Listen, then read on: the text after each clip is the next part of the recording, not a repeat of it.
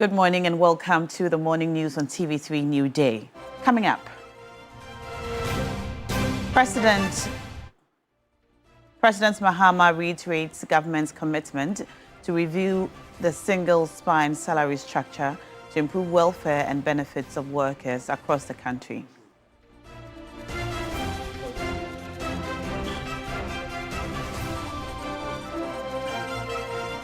The Driver and Vehicle Licensing Authority, DVLA, says delay in implementing new digital number plates is due to pending maturity of LI 2180 amendments in Parliament.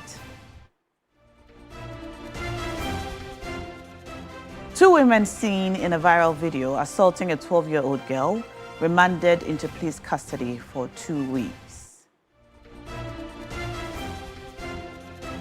And on the foreign front, we'll bring you more news on what's happening around the world.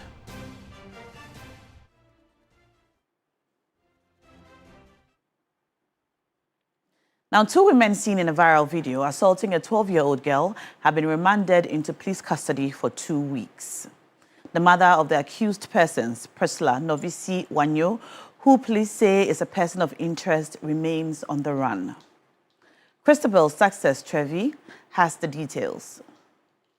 According to the Accra Regional Police Command, the suspects Precious Giftan Mesope, aged 22, and Princess Giftan Mesope, aged 25, were arrested in connection with the assault of a 12-year-old girl, which was reported on Tuesday, December 30, 2025. Police say the case was reported by the mother of the victim, who noticed visible marks of assault on her daughter's body. Upon receipt of the complaint, police obtained a statement from the complainant and issued a police medical report form to the victim for medical examination. The suspects have been charged with 3 counts of conspiracy, assault and cruelty to a child. We have been to court this morning and the court has allowed that these 2 suspects be put in police custody to reappear on the 19th of January 2026. I'm told by the districts that's handling the case under the Cantonment Division that they've been charged with conspiracy to assault and cruelty to child. As investigations progress, I'm sure that if there are any crimes that are founded as a result of investigations that will continue to do, there'll be charges amended, and if there's a need, there'll be added charges if possible. Preliminary investigations revealed in a statement that earlier on the same day, the victim had an altercation with a 7-year-old boy who was related to the suspects. Police say following that incident, the suspects allegedly went to the victim's residence and assaulted her without any provocation. Police further disclosed that a 3rd suspect, identified as the mother of the 2 arrested persons, is believed to have traveled to the Volta region and is currently on the run. The assurance is that yes, the police is doing everything that it can to make sure that the 3rd suspect, who is on the run currently, is arrested as well and then brought to book, just as the other 2 suspects have been dealt by the law. So yes, we're working very hard to get that suspect as well. The La District Court refused a prayer for bail by their lawyer after prosecution argued that a grant of bail would lead to interference of the investigations. The 2 suspects are expected to reappear before the court on January 19. Christabel Success Treve, TV3 News, Accra. Meanwhile, organized labor wants the president to expedite the review of the single spine salary structure and the pension system before the end of this year. The Secretary General of the Trade Union Congress, Joshua Ansah, stressed the need for urgent action to address the concerns of workers. We started the process long time ago, and this is something we want to do and do it properly. We don't want to rush and do anything anyhow. We hear the cost of every Canada that single spine pay policy must be reviewed. Definitely it will, and we need to expedite action on it. So we are on it, we will do it. President of the National Association of Graduate Teachers in Agrat, N.J. Kabonu, called for a clear timeline to ensure the review is completed within the year. Salary structure that will cover all workers, from the president to the lowest paid worker. The immediate removal of Article 71 office holders. There should be no class or distinctions in salaries. That is how we're going to ensure equity within the public service. The Vice President of the Pre-Tertiary Teacher Association of Ghana, PRETAC, Adokwe Awule, said government should prioritize the review process to improve conditions of service for teachers. Very unfair when you see some other sectors who don't even contribute to pensions. There are some other sectors, they don't contribute to their pension, they retire on their salary and then they receive a lump sum from government. And I think, but we are contributing, we are paying our SNIT, we are paying everything, and at the end of the day, you go home and you don't know even what you go with. So I think it shouldn't be just talk. It should be actions. Meanwhile, the Executive Secretary of the National Labour Commission, Dr. Bernice Welbeck, has appealed to stakeholders on the labour front to strictly adhere to the provisions of the Labour Act to help reduce labour agitations this year. It's interesting to note that last year of the industrial agitations, when we talk about the industrial agitations, it's about the notices of strikes, the strikes and all that. 67% of that was recorded from the education sector. And this is a great matter of concern, and we think that that should be looked at critically and addressed. Still on salaries, the President, John Dramani Mahama, has reiterated his government's commitment to review the single spine salary structure to improve the welfare and benefits of workers across the country. The President gave the assurance while addressing delegates at the 7th National Delegates Congress of the Ghana National Association of Teachers in Accra. The President, John Dramani Mahama, was responding to concerns raised by the leader of the Ghana National Association of Teachers, NAT, Reverend Isaac Owusu, who called on government to review the single spine pay policy before the end of the year. According to Reverend Owusu, a timely review of the policy would significantly enhance the salaries and overall conditions of service of workers. Your Excellency, an immediate review of the single spine pay policy within this year to reflect your government resetting agenda. We are resetting Ghana, and so the pay policy must reflect the resetting agenda. It is essential that we advocate for improved salaries and benefits that recognize critical role teachers play in shaping our society. A well-motivated teacher, Your Excellency, is more motivated, and this directly translates into better learning outcomes for our students. In response, the President, John Dramani Mahama, assured teachers and workers that his administration is ready to review the policy without delay. The spine is very crooked now, and everybody is unhappy. Everybody is unhappy with the spine. And so, of course, TUC raised it with us and asked if we could look at the whole salary structure again. And I can say that we're very willing to do that so that we're able to remunerate people better so that they can give off their best in terms of what we ask them to do. To further enhance the welfare of retirees, President Mahama pledged the government's strong commitment to ensure a comprehensive review of pension policies to guarantee secure and dignified retirement for workers. Tier 2, Tier 3, it looks like the time has come for us to look at it again. And so again, TUC, as the leader of organized labor, raised it with us. And I told Comrade Joshua and his team that we're prepared to put together a working team to look at the whole pension reform and come up with some suggestions and see how we can improve it so that everybody is happy and feels secure going into retirement. The Minister of Education, Haruna Idrisu, underscored the need for a review on the second-tier pension system in Ghana for urgent action to address the concerns of workers. Let me assure you that Excellency John Dramani Mahama will reset pensions with a revision of Act 766 to respond to some of the institutional and administrative challenges confronting its implementation and to improve, if he can, what will become the lump sum in order to guarantee post-retirement security. Still on the labor front, organized labor has declared its readiness to support any form of agitation by the Ghana National Association of Teachers if attacks on teachers continue in schools and communities where they work. The Trade Unions Congress, TUC, the National Association of Graduate Teachers, NAGRAT, and the Pre-Tertiary Teachers Association of Ghana say they will not allow the rights and safety of teachers and workers to be violated. According to the labor unions, attacks on teachers threaten the safety of educators and undermine effective teaching and learning. TUC and all workers, and for that matter organized labor, will support NAT of any action that they take when any teacher is assaulted in this country.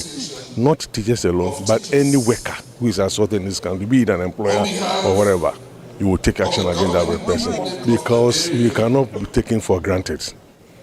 We sell our labor, but we don't sell our rights. We don't sell our bodies. We sell our labor and pay for it.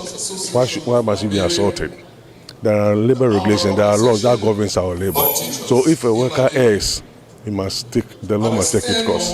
Our delegates conference in Sunyani made this the theme. Now the president has given us his full support. We are encouraged. Any student who assaults teachers should be punished according to law. We have advised our teachers that if you feel you are intimidated, if you feel wherever you are going, whether in the classroom, whether the school compound, if you think you are not safe, then don't go. Stay in the house, inform your head of department or the head of the institution that my life is in danger and therefore I'm unable to come to school or to attend to whatever you want me to attend until stringent measures are put in place to curb this thing in the bud. Yes, he's committed to it, but now we want to see more action. It is not just about penalizing them, they apologize and that is it. But I think we should take stringent action. Some of these students should be dismissed, because at the end of the day, the more they do it, others are also taking a cue from it and they think they can also do it. So I think we should be more serious about this, because we will not countenance that again. Now, President Mahama has condemned settlement of an assault case in which students of Kede Senior High School attacked a teacher.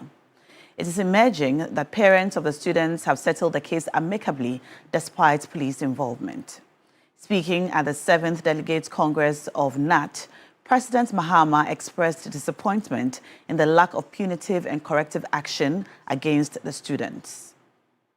The 7th National Quadrennial Congress of the Ghana National Association of Teachers was blunt on the attacks on teachers by students and the general populace. The president of NAT, Reverend Isaac Owusu, was firm with a no holds back. A teacher was seen on the social media being beaten by his own students at Kede SHS in the Eastern region.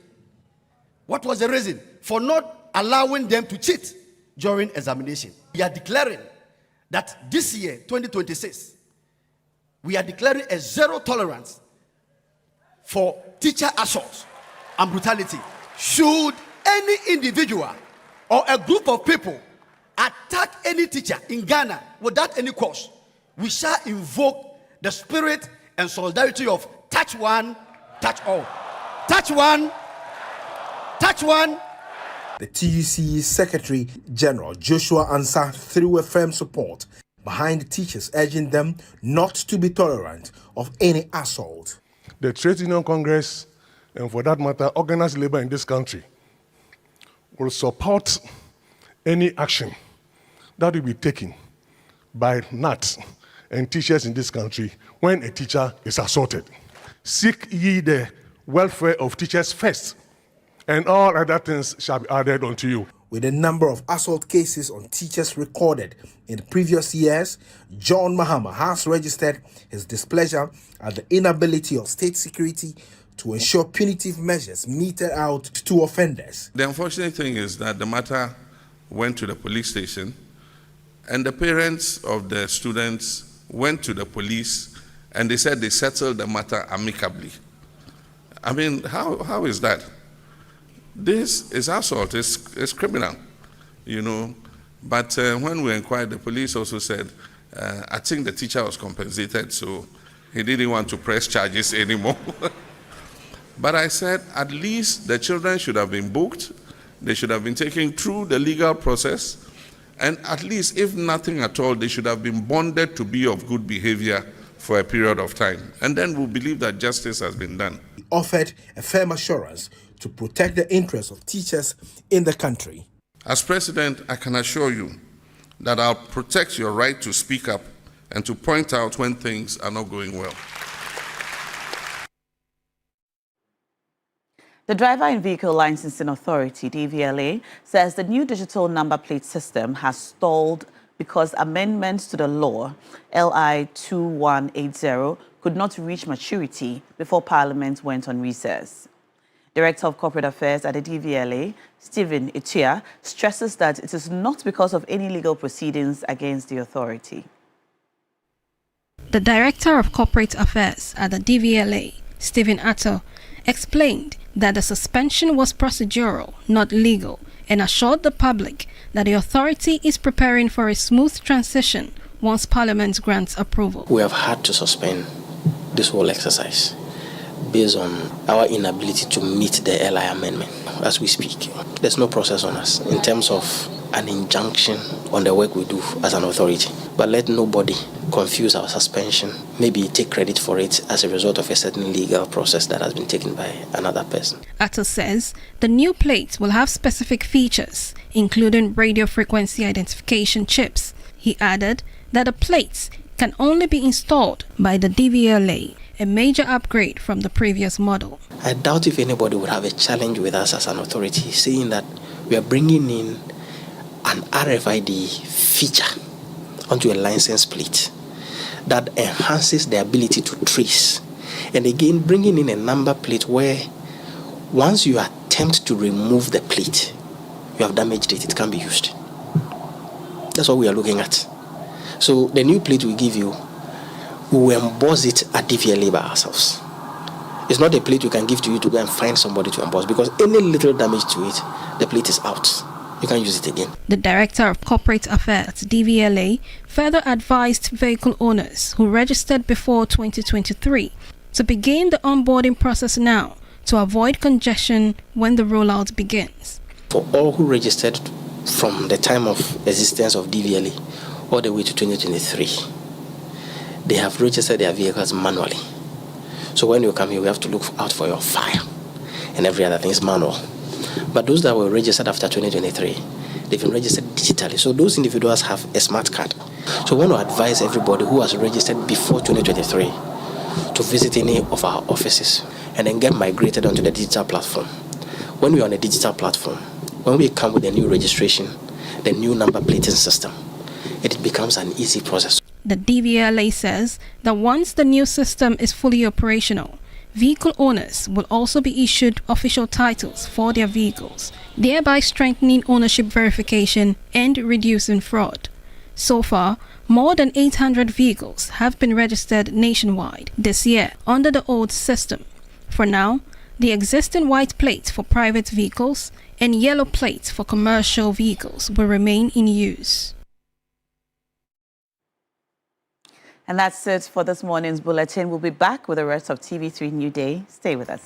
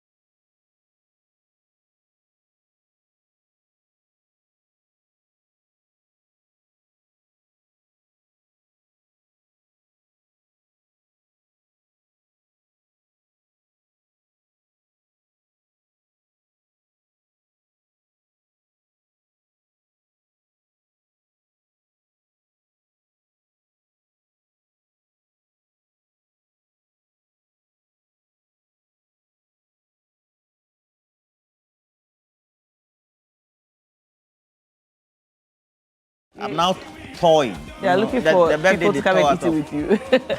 So you're climaxing you're still going to South Africa for the climax, right? Huh? You're still going to South Africa for the climax, right? Which is that? You go pay the romantic trip that you've been planning. You even brought us an LPM to you. They lie. Sunny South Africa. The last time I didn't come on Friday, right? They said you posted I was somewhere. Hey, we heard we were going to South Africa with your wife for a romantic getaway. Justice of Finland was texting me. Zilis doing say, hey Charlie, I said me I did Ghana or I did Ghana. If you not in the plan. Wahala or you people sometimes, you know, this thing. What? You don't, because you're underground movement. You don't want people to know where you are. It's not but you know, you have to encourage. How are you? You have to encourage us to go. I love the kimono you're wearing. Vacation. You look like a Mexican. How are you? A Mexican. This is northern smoke from Wa. Wiala gave it to you? Wiala did not give it to me, but I got it from Wa during I love one of my colors. escapades. This is burgundy? Yes, it's burgundy. Burgundy. Speaking of Wiala, she's going to be enskinned as a queen mother. Oh, she put out an announcement yesterday. Wiala. And Wiala has come Facebook. a long way, you know. Yes. From Stars of the Future in, I don't know, 2012, 2010? I don't remember. I was working at Charterhouse at the time. She's been very awesome, fantastic. And consistent and original. That's what I appreciate about Wiala. She's been very original and true to herself and her craft and her people. Awesome. And you know, when you're original, you have no competition because there can be only one you. So congratulations. You're original. I will start with Roland. Congratulations in advance to the Lioness of Africa, Wiala. She's going to be, I don't know if it's enstooled or enskinned. Forgive me, I don't know which one it is. Enskinned. As a queen mother in Funsi in the coming days. And she's also organizing a festival of sorts. And so the enskinment will happen in the morning, and then there's going to be a festival in the evening. She put this out on her Facebook pages yesterday, and I actually want to attend. I've never been to Funsi, and you know how I appreciate local tourism. Yeah. So it's something that I would like to go and see, especially the festival. Charlie, so I love that one. I love that one. And a number of people just admire the way you're just churning out the words, Funsi and all that, as if you've been there. I haven't been there. Small while way you go, small while way. Every day. Well, next week I'm going to the Savannah region. You're going to Savannah region next. So I look but you don't worry you. And then what are you going to climb? A mountain, or you're going down a cave? I'm just going to, That's what you know. The last time you were walking on cassava farm, you said this is the shrubs of the baobab tree. I was wondering. Which cassava farm? Be careful, though. Which cassava farm? The first time I saw you were climbing the Shy Hills, entering some cave. Yeah. No, some people enter cave and never got out. Have you been to the Shy Hills? And then when you went to, was it Scotland you went to? Or? Yes. You went to climb some mountain or some small... Benevis. You cry. Afajato, do you know Afajato? I've climbed Afajato 5 times. Have you climbed Afajato at all? Once. Once. Yeah. How was it? Charlie, like 3 days, I know if you wake up. But you know, I think it's high time we took local tourism seriously. You know, we have a very beautiful country. I agree. People travel to come and visit and see what we have here. I agree. We just stay in Accra or stay in Takoradi, stay in Kumasi. There's so much to see. Yeah, and you know, in my early years of reporting, I was also reporting on tourism. Okay. Yeah, even though I specialize in health and environment, I was reporting on tourism. So I see. They used to have the Ghana Union of Tour Operators or something like that. And I used to travel with them. Are they still? There used to be Nana who was very active. I think 2 years ago they came into the studio. I used to travel with them like crazy. We'll go to Togo, we'll go to Benin, we'll go to Nigeria. It was fun. Yes, tourism is fun. So for example, when you go to Benin and you go to Cotonou, you can even subsequently go to Huida, go to Gambier, you go to some of those places. Did you go to the Voodoo Market? Yeah, I did. You went to the Voodoo Market? That's where you got your fortification from? Oh, no, which fortification? No, the fortification there, we just... Someday here, no. Okay, let me say happy birthday to you, Bojidi. Happy birthday to you, Paul Mensah. Paul Mensah is a great friend of mine. I see. He gave me his age, so I believe that he wants me to celebrate his age. I think he's looking for a wife. So Paul Mensah, multimedia specialist at the AFTA Secretariat, the Africa Continental Free Trade Agreement Secretariat, right here, or area in Ghana. So the Secretariat is seated in Ghana. his 34 years, celebrating the birthday. And the photo shoot he has is with a wine glass, and it's black and white. I'll put it on the screen subsequently at the end of the day. So he's waiting. So Paul Mensah, after Secretariat, happy birthday to you. Wishing you all the best in life. And I love your new goatee or your beard, so it's beautiful as well. And what else can we do? But what do we have on the bill? Well, today is also the birthday of celebrated stage actor Andrew Adote Tando. You might have seen him on stage. Adewale. Yeah, Odewale. Odewale. It's Odewale, but we have Adewale too as a name. Yeah, Odewale. Yeah. One of the very best. He's usually featuring in your yes. That's April. Yes, April Communications and then, Image Bureau. And then Image Bureau. Yeah, National and then Theatre. also Uncle Lebo White's place. Yes. You find him very bulky guy. Yes. Yeah, and he has this big voice. He's one of the people whose work ethic I deeply admire. If you ever work with Andrew Adote Tando, if he doesn't change your perception about timeliness, about commitment to his craft, and he sort of just rubs off everybody. And I always look forward to working with him as a producer. So basically what you're saying is that he can't be working hard and you'll be lazy. No, you cannot. He can't be coming to rehearsals and you... You can't be lazy in his company. And that's a great point. Yeah, and I really admire him for that. And also his craft. Amazing actor, voiceover artist, just amazing human being all around. So, Andrea Adote Tando, today's your birthday. We love you so much from all of us at April Communications Image Bureau, the National Theatre. We wish you all the very best of the day. So, happy birthday, Andrew. And everyone else who's celebrating their birthday today, we send you major shouts. Now, today on the show, we're going to be talking about some very unfortunate reports of attacks. 2 attacks making the headlines this morning. One, that attack on the teacher in Kede by his students, apparently because he did not allow them to engage in some exam malpractice. They actually, I don't know where they met him, but in the video it was at night. I don't know if it was at his home in the middle of the street, and beat him up. Now, the president has condemned this attack, and apparently there has been some amicable settlement between the family, the police, and this teacher. That's not very clear, but the president has registered his displeasure. Can we get the insight of the president yesterday at the Ghana National Association of Teachers conference? Yes, he spoke at the 7th edition. And he spoke specifically to his disappointment that the students ought to have been punished.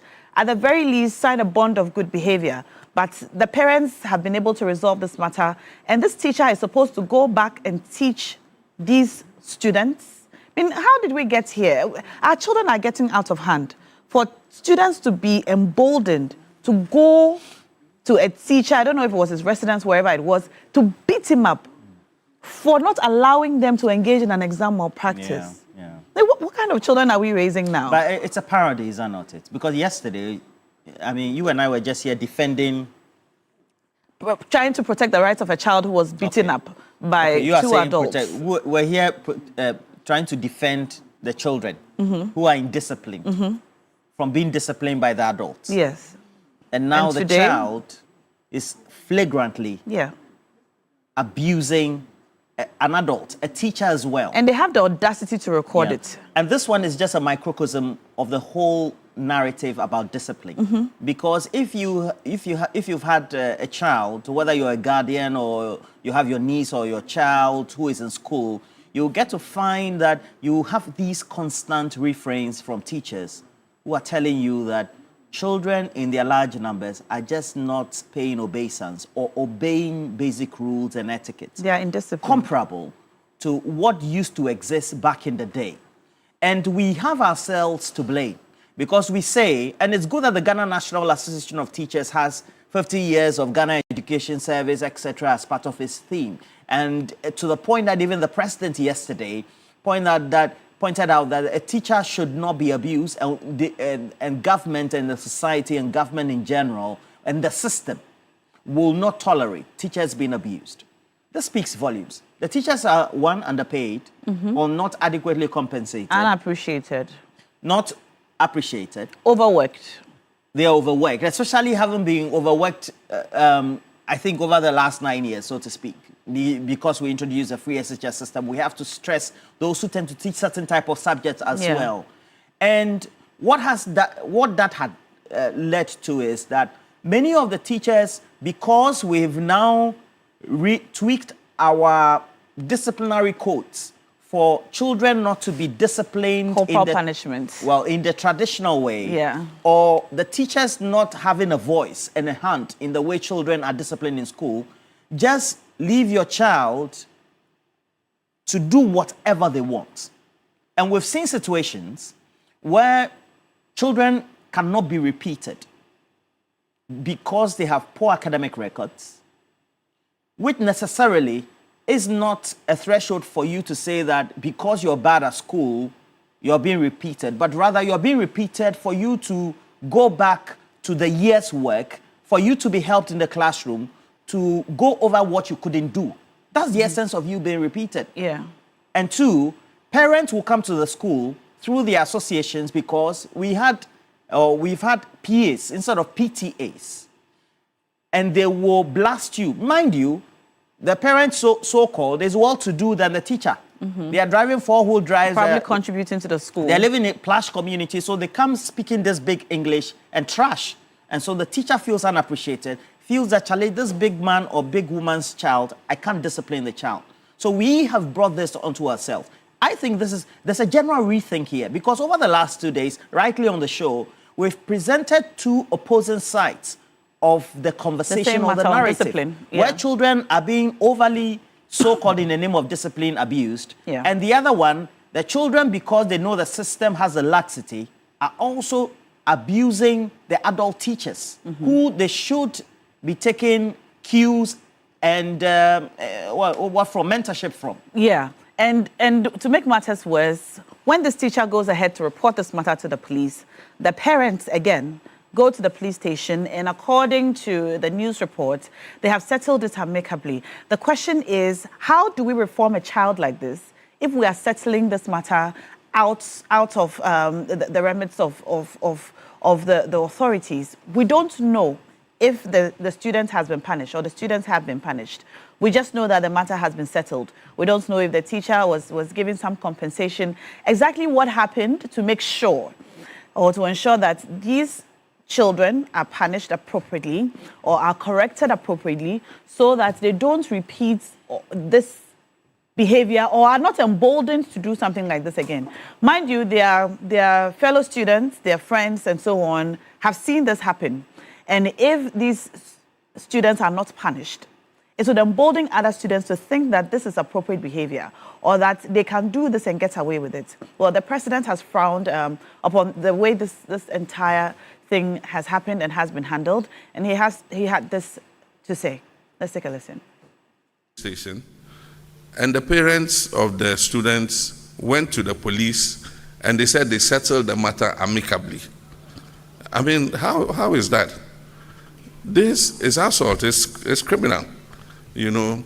But when we inquired, the police also said, I think the teacher was compensated, so he didn't want to press charges anymore. But I said, at least the children should have been booked, they should have been taken through the legal process, and at least, if nothing at all, they should have been bonded to be of good behavior for a period of time. And then we'll believe that justice has been done. All right, so I see some of your messages already coming in, condemning the action of the students, but more importantly, speaking to the general indiscipline that we see young people have become over the last few years. There's a message I think we says, need to use this as this one in discussion. Yeah, the level of discipline among young students, young adults nowadays. Who's exactly. Well, someone I think just below the age of 20 would be a young adult. Okay. They're Late above the teens, age of 18. that kind of thing. Exactly. Okay. What are you doing for big issues? On big issues, we are going to look at this particular matter, as well as the attack on the journalist by the Ghana National Service, Ghana National Fire Service personnel. Yesterday, we heard about the fire in Kaswa. Yes. So a journalist from Class FM was also there, and while he was doing his work, taking videos of some things that were happening, particularly the beat up of a young man who is apparently suspected to have been a thief. So this journalist took out his phone and was recording, and according to him, one of the gentlemen from the Ghana National Service came up to him and asked him what he was doing. He introduced himself as a journalist doing his work. Then he went and came back with about 10 of his colleagues, according to the account of the journalist. And he was beaten up. I mean, you can see in the video over there. They smack him on the head with their protective gear, their yellow helmets. They beat him up. I can't tell you how I felt watching this as a journalist. In today's world, so where's the journalist in there? In the singlet or the black singlet over there. It doesn't end there. This is just, so this is just a small part of it. This is just a small part of it. Over the last few years, we've been talking about our ranking in the Global Press Freedom Index and how lowly we are ranked. I think we are now 52 out of 180. All right, so there are two people. One of them is a suspected thief, according to the Ghana National Fire Service, and the second is the journalist. So there are two people. There are two people here who were attacked, and then we'll see exactly. It's difficult to tell who the journalist was and who the suspected thief was. So this is one person who was attacked, and then the other person was. You see the second guy over there. But the fact is that security personnel attacking civilians is not something that should happen. We entrust our safety in the hands of our security personnel. That includes the Ghana Police Service, the National Fire Service, and so on. We should not be attacked by our security personnel who are supposed to protect us. We've heard from the journalist, he's spoken. We've also heard from the Ghana National Fire Service. They've put out a press statement, and they've also put out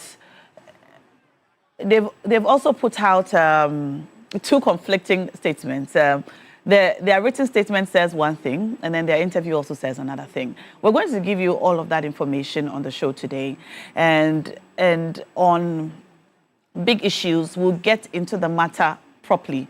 But the video you see on your screen is a video from Class FM and Accra FM of the incidents that happened yesterday between the journalist who was assaulted by the Ghana National Service. And when you read their statement, they talk about unidentified personnel from the Ghana National Service. And yet in the video, I think we can all clearly see. So this is not the journalist. So there are two people in that video. One of them is a journalist, the other one and the other person so who is a suspected because thief. the guy who... So you see the man in white being beaten on one side. At the fire. Yes, and then there's another gentleman who was in a black singlet, who was beaten on the other side and was stripped subsequently. So there are two different people, people attacked. We're struggling to tell which of the two gentlemen is the journalist, but there are two people. One of them is a journalist, and the other person is suspected to have been a thief.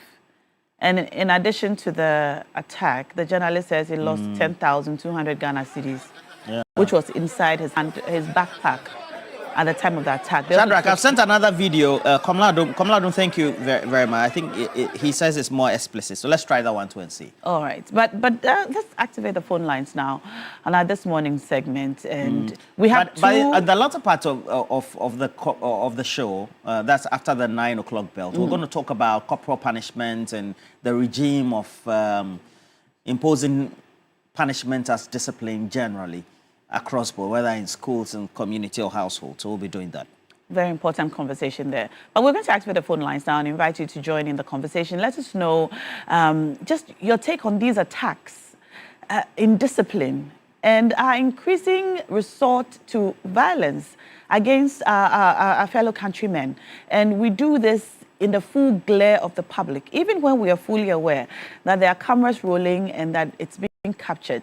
Very, very blatant disregard for simple human decency.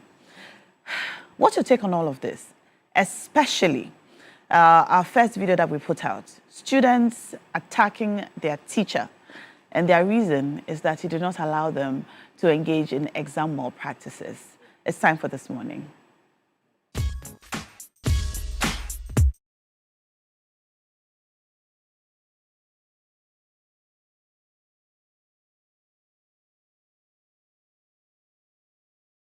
It's time for our This Morning segment where you get to participate in our on-air conversations on the very serious matters that are happening in this country.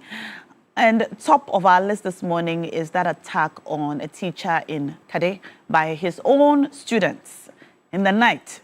And the reason is that he didn't allow them to engage in exam malpractices. They beat him up and recorded it. And there's also an assault on a journalist that we saw happen in Kaswa.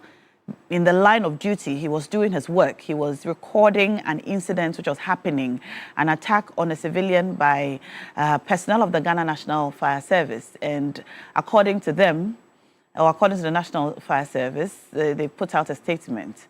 And they have said that there is some investigation going on. There are questions about whether the Ghana National Fire Service should investigate itself in a situation like this. We'll find out what the proper thing that ought to happen in a situation like this is. But let's listen to the journalist when he spoke on exactly what happened. So when I came, I made a report on the morning show. So after the report, I decided to approach the fire servicemen to also take their side of the story. But upon reaching where they were stationed, I saw them beating up, assaulting the civilians around. So I decided to capture the scene. So as I was capturing, one young fire service personnel approached me, and I introduced myself to him as a media personnel. So he went back. Then a few minutes, I saw them coming in their numbers, about 10 of them, including the guy who approached me.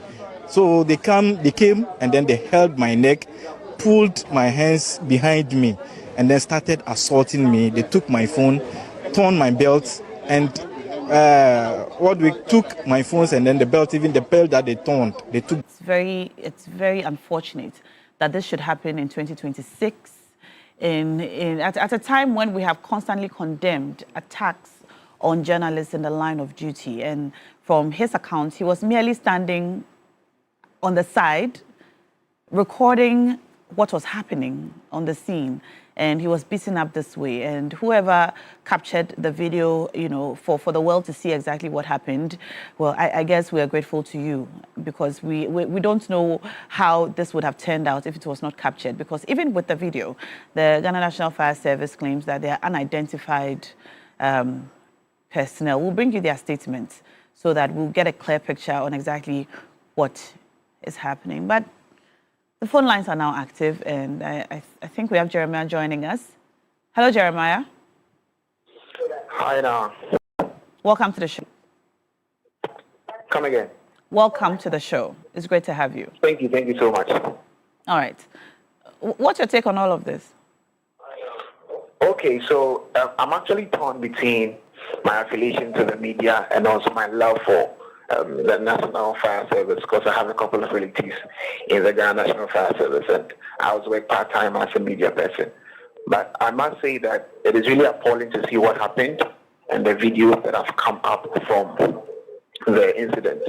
First of all, I'd like to say that the firefighters are doing their best for the country with their efforts in responding to emergencies and all that. But I would plead with the public that they should be mindful on how they address issues at the scene. We all do not know what sparked the outrage from the first encounter with the man in the black singlet, as you pointed out in the video. Looking at the video from the side of the journalist, with the interview with the Channel 1 news reporter, I was asking myself that, is this the assaulted man? Because from his interview, he doesn't look assaulted as he explained, saying that he was held, he was manhandled. His outfit still looked fresh as it should be, or as it was when he got to the So scene. we put up, it's just a picture. That picture is not a live picture from what happened. So it's a picture and then his voice. So that picture is not a picture post the assault. Okay, so the picture you put up is a shot from the Channel 1 News interview that I personally watched on their portal. So he spoke in a video. Okay. at the scene. So I was wondering if he was indeed attacked as he reported. That shouldn't be the outlook of his outfit. But then again, as I was saying, we're all not at the scene, so we can't really speak to the matter. I'll only urge, as the fathers have said in their press release, the appropriate investigation should be done, and then those who need to be held accountable are given the due punishment that is appropriate for the action they took out at the scene. Listening to the PR of the Ghana National Fire Service on Channel 1 News last night, he made mention that according to there's an airline that the service works with, and they would make sure that the appropriate punishment is meted out to them. And he even mentioned that the highest form of punishment is dismissal. And if the investigation comes out that they need to be dismissed, that will be happening. I just hope and pray that with the current Ghanaian economy, they don't end up facing dismissal and their jobs will be secured, but the men who we all see in the video will be held accountable for their actions. Thank you. All right. Thank you so much, Jeremiah. We'll share the press statements by the Ghana National Fire Service with you in a moment. We'll bring you slides from that press statement. We can take a look at it now. So this is what the Ghana National Fire Service said after the video came out. Yes. All right. The Ghana National Fire Service has taken note of a viral video circulating on social media, which allegedly shows some yet-to-be-identified fire service personnel assaulting a civilian whose identity has not been established. The service confirms that alleged assault of a journalist is under police investigation and that the Ghana National Fire Service will fully cooperate to establish the facts. The video captures an altercation between firefighters and a suspected thief who had earlier attacked firefighters along with a group of accomplices at the fire scene. Management of the service has constituted a committee to investigate the incident thoroughly and establish all relevant facts. While the Ghana National Fire Service condemns attacks on its personnel, it equally frowns upon any form of physical or verbal assault on civilians by its personnel, regardless of the level of provocation. The Ghana National Fire Service therefore urges the public to remain calm and exercise restraint while the investigations continue. The Ghana National Fire Service remains committed to professionalism, accountability, and transparency in the discharge of its mandate and will continue to cooperate with the media and relevant authorities to ensure accurate public information. Further updates on this matter will be communicated as necessary. All right, that's a statement by the Ghana National Fire Service. We're joined on the phone lines by Hajia from Medina. Hello, Hajia. Hello, my sister. Good morning. Morning. Welcome to the show, Hajia. Thank you, my sister. How is Roland? Roland is here.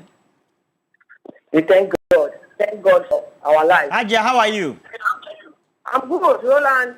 Okay. And you? Thank you. I hope you enjoyed the Christmas. Yes, I did. And the New Year. And the New Year as well. Please speak to we now. Thank God. We thank God for our life. Let me use this opportunity to thank His Excellency John Dramani Mahama. You see, the man, immediately he started his governance. He made some appointments, and I know, inshallah, within his first year, people will see change in this country. By taking top military men into some positions where if you give chance, people will grab and grab and grab. Somewhere like Temaport, somewhere like Nadmo. You see those places, people don't check there too much. But this that happens. Today, inshallah, we have fought free of stealing people's goods from their containers. Formerly, you hear people will cry in my car that it's been stolen. What and what? My things have been stolen in my container. Today, there is no that thing at Temaport. It's because of military takeover over there. Inshallah, I know that if we continue with these people, Ghana will be a safe place for all of us. Then now let me come to the fire service matter. In fact, these fire personnel who did this, they know what they will go through because the new chief fire officer, Madame Mausi, is like she's a no-nonsense mother. She will not allow this. She will not accept this. And they will go through whatever is supposed to happen to them. Because this is not what she thought. She teaches them every day and night. When they go to meetings, this is not what she advises them. That woman, I know she'll take up this matter the way it should be. So, if you hear, if one of them is your relative, and you hear that some sanctions come on that person, don't say the woman is too rude. What they did is uncalled for. Fire service don't teach their personnel this way. Even though we know Ghanaians, when there is a fire outbreak, they should also know that fire service, they don't throw fire, they fight fire. And they are human beings, they are not superhuman. So when they come there, the way people talk, insult them, is too much. We should stop that. The public should stop that. We should rather help them to be able to have the courage to fight fire for us. But the way people do is not good. But I know Madam Mausi will not sleep on this matter. It will not just go like that. Actions will be taken. And then finally, about the students who discipline their teacher. I call it discipline because if you refuse teachers to discipline children at school, the children will think that then we have the right to discipline our teachers. This is what we spoke about yesterday, isn't it? Yeah. You see, you think you need so if children go to school and they say because they have rights, so they shouldn't be punished when they do something, the children will now think that we have rights on our teachers to punish them if they refuse us to do more practices. So this is what is happening. And I know this government will not sleep on this because this is not a government who sleeps on matters. He will take action on this thing and this thing will never happen again. If you want to know how to pass your exams, learn, my boys and girls, my sisters and brothers. Learn. If you learn, you pass your exam. So, Your Excellency, we thank you so much for how you are taking this country. And I know, inshallah, things will work out. May Allah bless you and Allah bless bless the you media. too. Thank you. Thank you so much, Ajia. We appreciate your call. Ajia calling us from Medina. You can also call us and let us know your thoughts. Do we have any messages, Roland? Well, so we have a couple of messages. Medina, again, hasn't been able to get through today and sends this message, and it's titled, it's more like very, okay, this one is, okay, so 1, 2, 3, 4, 5, paragraph. All right. Indiscipline has become a cancer in our society, and it is most dangerous when it infects those mandated to protect us. He continues, the recent assault on Samolado, a journalist from Class Media Group by personnel of the Ghana National Fire Service at Kaswa, is a dark stain on Ghana's national sense of order, a tool for protection used as a weapon. How can a fighter trained to save lives use a safety helmet? The very weapon, the very gear meant to protect a head from injury, to strike the head of a journalist. That's an irony, right? I love this one.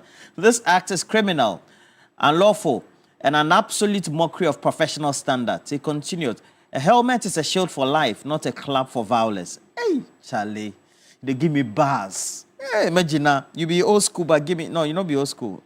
You're in between old school and new school. Give me double standards in discipline. We cannot have two sets of laws in Ghana. Right, and then continues with JM and all that. All right, and then we also do have this one.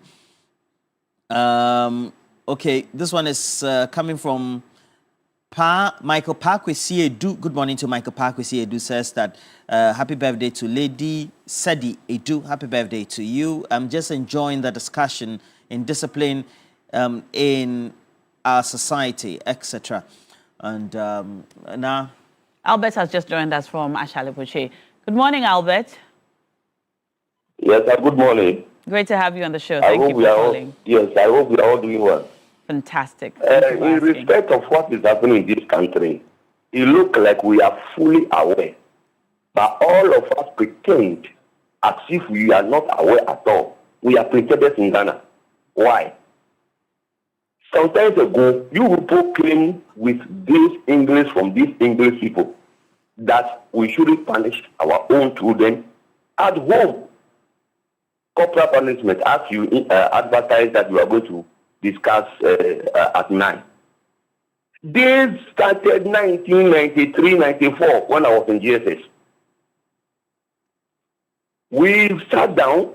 This free education came because I do not pay school fees for my daughter. I do not have a right to tell my daughter to do A, B, C, D. And all of us, including you people who are sitting down there, you are fully aware. You pay fees. You pay fees on behalf of your wards in schools, which fees that you know very well, this amount of money, you don't know what they are going to use it for. They said it is mock. Which type of mock papers that is very expensive. Government went and bought a so-called apport for the children to write. So the children know, my children came back home, all of them, that at exam hall, teachers teach, police men ask, you bring your money, have evidence to that effect. I told them you this. We are fully aware, but always we open phone line to let us talk about the same thing that we have spoken about yesterday or last year. Let discipline start. Let Ghana Education Service change the attitude that there are punishments should be meted on our work in school. All the basic school my children attended, I went there myself, told the headmaster or headmistress that me, if my daughter come to school late, let me know. So I call whether they are there. When they are leaving school, I call. So they know I'm checking on them. But these days, we don't do that. All that we do is to money, pregnant money to our children to go to school, to go and eat so-called snacks that you yourself will never enjoy during your time. You know how your father was disciplined, and that is why today you are on television. But why can't we teach that to our children in society? Now dare you to beat or discipline any child in a society that you found indulging in any form of bad practice. You go to jail. The parents will come up, or the parents go to school and be teachers. You go sit down. Hello, what's your name? Just the president saying that people went and settle the teacher. How can you, a teacher that has been beaten, when you are trying to put a correct measurement in place that we need to celebrate you this morning, you compromise of saying that they should drop the case from the police station? Which type of teacher are you? Albert. Yes, sir. Thank you. The way now was on the TV, you were talking, it's like they blast them, or you are just, it be general comment. No, Roland. I've been monitoring all of you. Your TV station never I was talking about your father, so I wondered whether he knows you. I've been monitoring you he knows all your the time. parents. So I know what you have discussed it all the time. So okay, Albert, take it thank you. As for the fire service here, leave them. Okay, Albert, we're grateful for your contribution. Thank you, Roland. Thank you. So much enlightening. Very interesting comments as well. Do we have more callers, or we can read some comments as well? Okay, so this one is coming from Courage Kotoka from Anglonga Lashibi.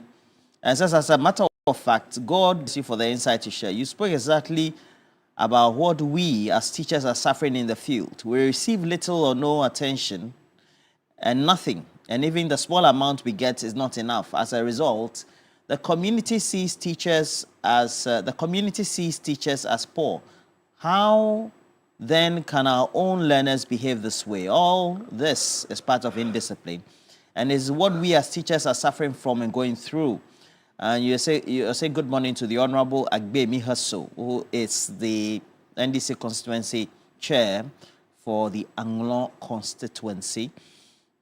Let me say good morning to you. Pai Fianku works with engineers and planners, head of boss of finance. The husband's called David. And then Alhaji Nuruddin, who is chief driver for the business mogul Ibrahim Mahama of Engineers and Planners. Good morning to you. And Rafiq as well. Alhaji Nuruddin, great guy. Wishing all the best for the day. And we have this comment coming from Osebo Ating, who says that, look, we are where we are because we claim that we are adopting modern tenets of discipline. We are adopting from the West bad values, inculcating them currently. Have you noticed now most of their children, gets indoctrinated with LGBTQ ideas. The same ideas about not being disciplined and being whipped by their parents. As a result of that, you'll find even a 6-year-old child or a 10-year-old child reporting the father or the mother. Currently, we have a sway of Ghanaians who are in the diaspora bringing their children back home to be trained here, go to school here, just to be able to adopt our values. That is where we are as a country. This one is coming also from Christian Edinkra, who is an educationist, a big member of the Ghana National Association of Teachers. Good morning to you, Christian. You have well articulated the real plight of our teachers. The president, Reverend Isaac Owusu, said it as it's supposed to be said, and we believe President Mahama will do his best to support the unions to fight our cause. We live to teach. I salute Christian Edinkra, coming to you as well. And then Mubarak Osman says, tell Hajia from Medina to always mention her real name and not Hajia. She's not helping her brand. Okay, I'll tell her. Okay. All right, now there's a world-class university right here in Ghana, Rosebank University, and it's got a strong South African university and a brand of ADV Tech Group, Africa's largest private education provider with 146 schools across 5 African countries and over 100,000 learners, and partly owned by the World Bank through the IFC. Rosebank International University is fully accredited by the South African Qualifications Authority, the British Accreditation Council, GTech in Ghana, City Guilds UK, and Capsicum Culinary Studio. At Rosebank International University, we offer a Doctor of Business Administration, MBA, Master of Science, and Master of Philosophy in Digital Marketing, Bachelor of Supply Chain Management, and targeting professionals in freight forwarding, customs, and more. We offer hospitality and culinary arts available at diploma, undergraduate, and postgraduate levels. Our ICT has BSc Information Technology in Business Systems and IT Computer Application Development, all carefully designed to equip you with the skills and qualifications needed for a successful global career. Our mission is simple: inspiring excellence. Admissions are now open for January 2026. Visit our modern campus at the Airport Commercial, Opebia House, Accra, or apply online at www.riuc.edu.gh. Rosebank International University, building global citizens. We're going to go on a quick break. When we come back, it will be time for Big Issues. Stay with us.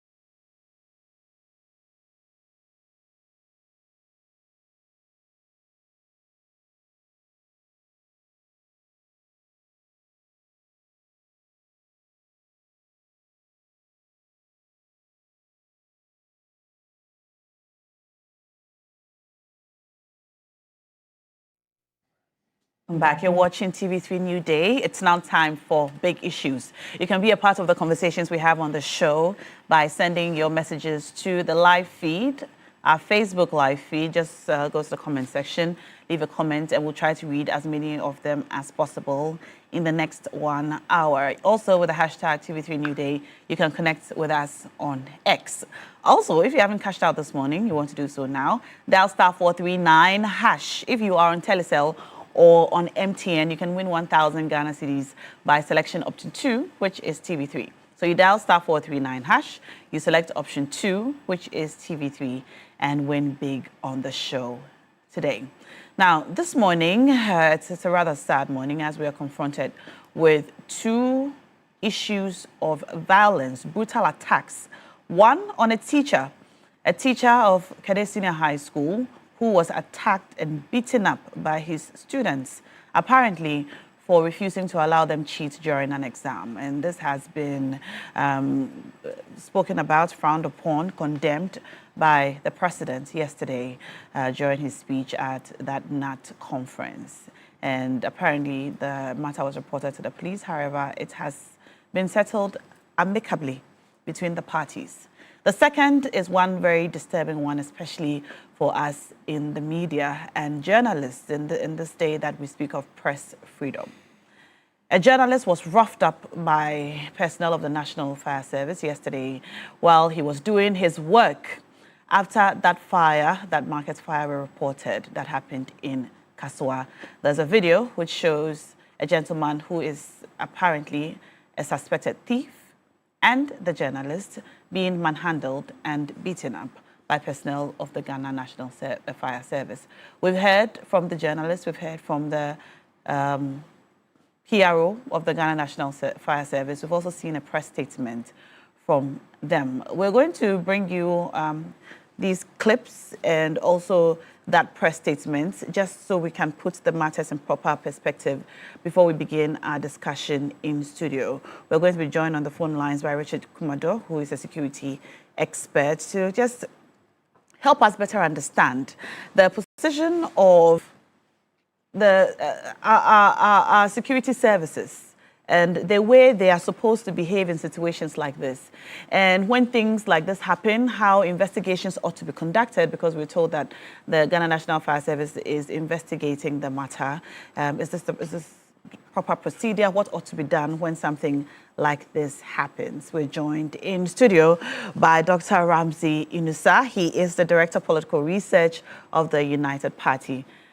Good morning and Happy New Year to you, sir. Good morning. Happy New Year to you, too. It's great to have you in studio. Thank you so much for having me this morning. And I see you got the smoke memo. That's right. Yeah. we both got the memo to wear smoke this morning. That's right. Yeah. I like your outfit, by the way. Oh, thank you. Thank you. It is a smoke from Wa. From Wa. Yes. Okay. This is my first time seeing this kind of style. So you have a great style, Masa. Thank you. Thank you so much. Yes. I'm glad you approve. Yeah. Oh, definitely. So we're going to go into the conversations, but before that, I would like us to, if you missed this morning segment, we showed you the video. Let's take a look at this video, which was recorded yesterday at the scene of the attack on the journalist.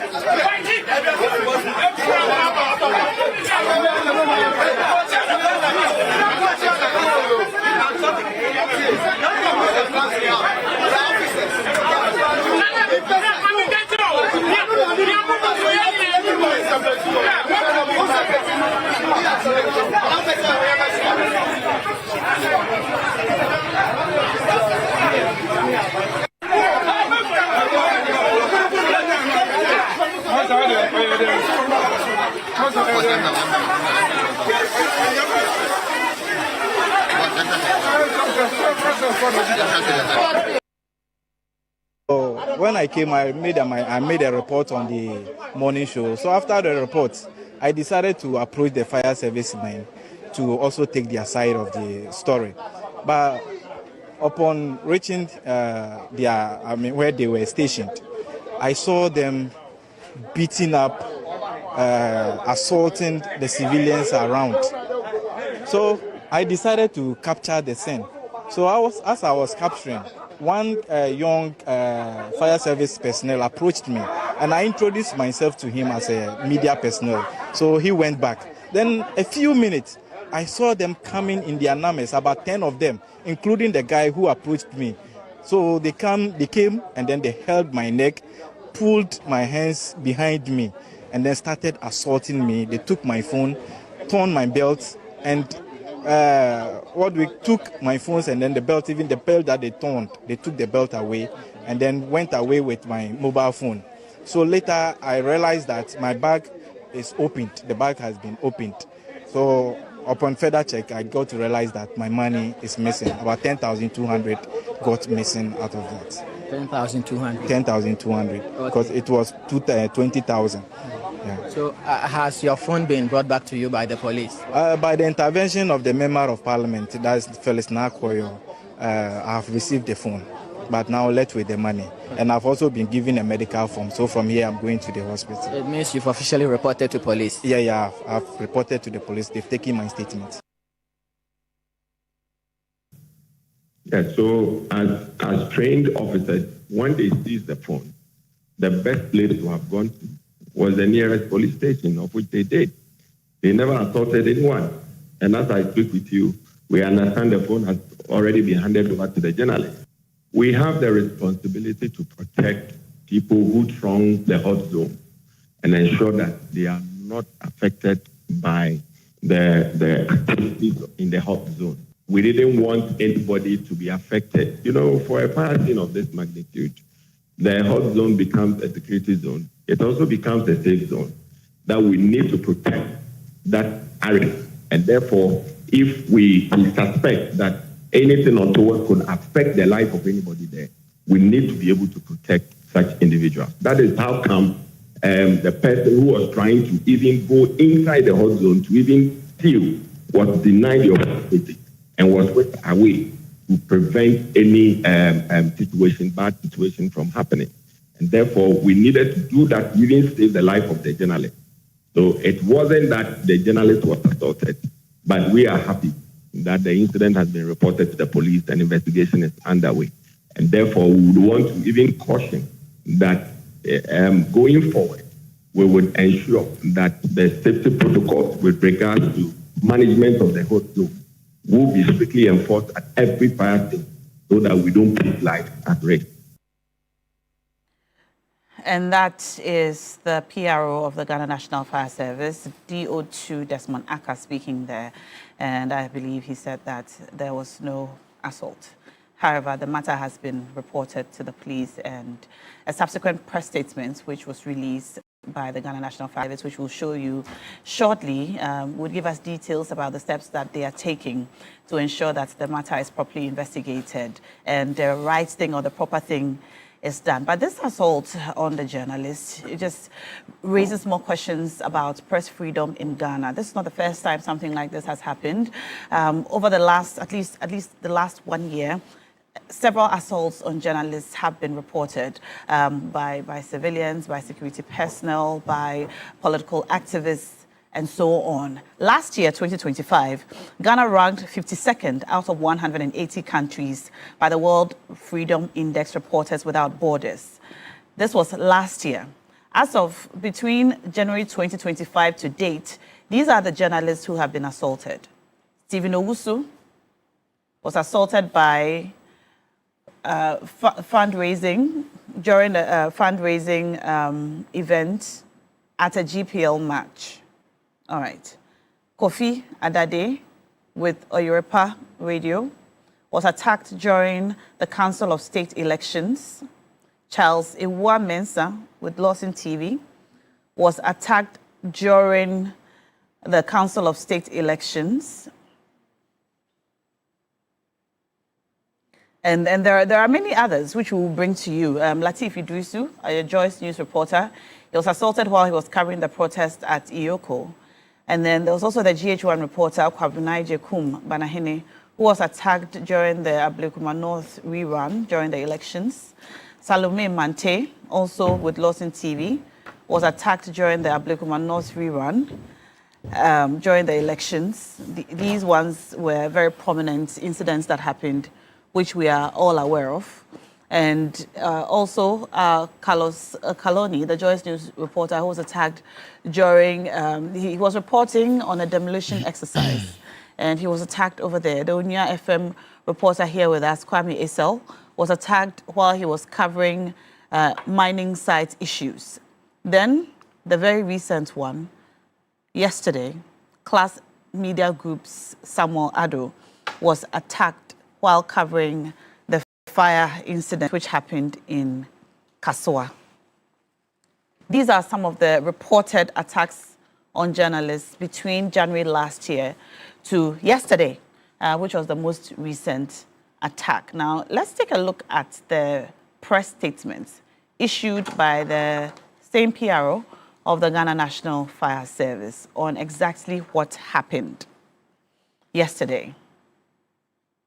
Right, we'll bring you that in a minute. But we're joined in studio by Victor Adaudu, private legal practitioner and member of the NDC legal team.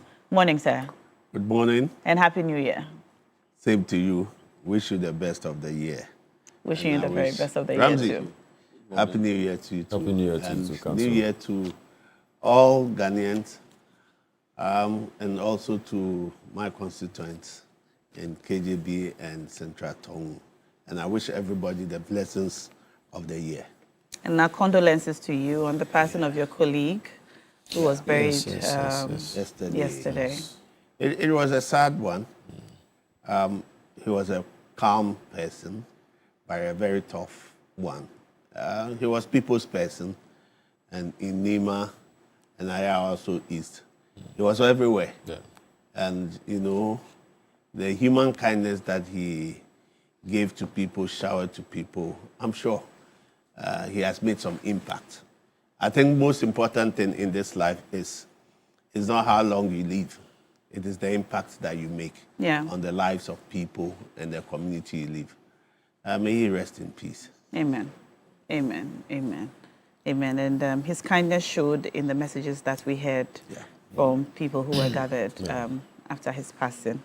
All right. Now, we're also joined on the phone lines by Mr. Richard Kumado. He is a security expert, and he's with us now. Mr. Kumado, are you with us? Yes, please. I am here now. Amazing. Thank you so much for joining us. Let's start with you before we come to the studio. The Ghana National Fire Service has spoken, and they've also issued a press statement, and they've explained that investigations are underway or will begin into the matter. Now, you've seen the video, you've heard from the journalists, you've also heard from the PRO of the National Fire Service.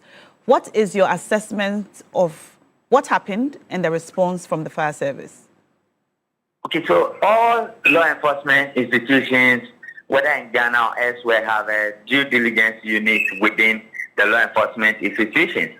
And the prominent one we know of is the Police PIPX, which is headed by COP K. So what happened is that for the purposes of misconduct, professionalism, public complaints, and many of those things, law enforcement officers or institutions set up those units to deal with such issues, such as the one we are talking about. Based on their statement and the statements that have come so far, it is clear that they have taken notice of what has happened and they are investigating it, and the police is also investigating what has happened. At the end of the day, investigation outcome will determine if officers have misconducted themselves and what their ramifications will be. Such ramifications could be demotions, it could be reduced rank, it could be dismissal, and it could be any of those things as prescribed by their standard procedure. But from the videos we have seen and from my checks on the ground since last night, it seems tempers flare up and certain things were done in a manner that it shouldn't have been done. So that is where we are. All right. Now, one of the concerns which have come up if reactions on social media is anything to go by, is whether we can expect the fire service to investigate itself and actually give us a fair account of what happened per their investigations. The police are involved as well. The case has been reported to the police, and once it's a public interest case, it is proper the police get involved, because the police are the first responders when it comes to crime prevention, which also includes investigating law enforcement officers of any category. But this particular one, the police is of interest, and the police will investigate it. Having said that, those who investigate some of these cases within the security agencies, being it the police investigating police officers by the PIPS, or fire service investigating officers that will be brought to their attention, are fair people who have gone through the ranks, and they don't take sides because we work within the institution. And that is why some of us who have worked within the institution for all these years, we've always been of the view that the institutions have a way of disciplining their own people. Certain people have been sacked. They didn't tell anybody because it's not for the media or for the general public. Certain people have been dismissed. Certain people have been reduced in rank. Certain people have had all manner of sanctions against them, because they are sanctioning regimes that are broadly applicable to both instruments and for officers who are in the front line, knowing very well that the standard procedure goes with sanctions when you misconduct yourself. Now, the flip side of this conversation is that some people have expressed concern about civilians interfering with the work of fire personnel when they are on duty. We've heard about some fire personnel being attacked, being sacked, being hooted at while they're on duty, and such acts could provoke the service personnel to react a certain way. I don't know if you've heard about such complaints, and should that happen, what is the proper way the fire personnel ought to handle the situation so they can continue with the exercise of their duty on the ground? Now, I'm happy you brought it up. This whole issue about what we are talking about. The whole issue of what we are talking about is that I have always been of the view that let's not interfere when it comes to law enforcement operations. And law enforcement officers must also be conversant with the rules and might be mindful of how they behave when those provocations are countered. Because there's something in law enforcement called operational security. And law enforcement officers are always mindful of operational security, which creates a manner of problems for them. So therefore, when they see people videoing them, which is a new thing coming to Ghana, they are always anxious whether operational security is going to be breached. And those who does the video are also anxious about what will be the outcome of law enforcement officers beating them up or when they have those interactions with them. What we need to be doing, public education, awareness creation, which should be part of the training, so that when we see such things, communication and the way we relate, particularly when it is known to us that these are journalists who we need so much badly to cover even what we are doing. I think that level of discussions will need to be broadened up a bit, because from both sides, we are not patient with one another. We don't tolerate one another, and we are always agitating. So the slightest thing, tempers goes up. Then people begin to assault one another. And this is one of the genesis or one of the reasons why we've seen many of the crashes we've seen. From Abekuma North election, what happened between the police officer and the journalist, it went through the same process. What happened between the military officer and the Joy FM journalist, it was the same thing. What happened yesterday was the same thing. Public education, awareness creation, and being a bit more patient with one another, communicating in a manner that ensures that we are doing the right thing at the right time will help us. Now, I have been to situations, I have been to places where law enforcement officers spoke to journalists or spoke to civilians to say that this is law enforcement operation, and some of these people walk away. They did not interfere. I have also been to places and I have witnessed and experienced situations where law enforcement officers spoke to journalists and to civilians to say that this is law enforcement operations, and they did not. And because we are not patient with one another, further education or educating the people of the reasons why they wouldn't want their operations to be video led to some level of authentication, and it created all manner of problems. So I have always been of the view that we need to be patient, we need to tolerate one another, and public education and awareness creation will help us resolve this matter. All right. Now, finally, we've heard over and over again, especially police personnel, talk about or insist that they not be videoed when they are undertaking their operations. You mentioned it, that it's a new thing and that it could make security personnel feel anxious of the security arrangements or whatever that's going on while they are being filmed. My question is it wrong to film service personnel, security service personnel doing their work? The journalist in question here says that he was filming when he was attacked. What he was filming was an assault on another civilian who was a suspected thief, according to the fire service. Was the journalist in the wrong here? Or any person who films security personnel during their work? The journalist wasn't wrong, but because they did not explain to the journalists, and because they were already angry because the journalists got there, and because they were doing something that they think they know and they think it is wrong, that when it gets to the public, they are going to be in some level of problem. And that is why they took their anger onto the journalists. But this angle is different from when the military were on operation and the journalists was videoing. That was operational security they were protecting. Having said that, they would need to speak to the journalists in a manner that do not lead to authentication and beating up one another. It wasn't necessary at all, because we need the journalists in the front line. And the journalists also need us, particularly when journalists are not assigned to specific operations and they cannot make them up just like we can make none up. It leads to some of these things. But now, again, sometimes you can be doing the right things wrongly. And sometimes some things are lawful, but they are not reasonable. So as Africans as we are, and as black people as we are, that we like to react more than we respond. Public education and awareness creation and being patient with one another, explaining ourselves to people. It is a communication skill we need to learn. And these are the things that sometimes leads to some of these authentication. But then, like I've said before, once it finds out or investigation outcome proves that they've misconducted themselves, the ramifications are clear and they cannot run away from it.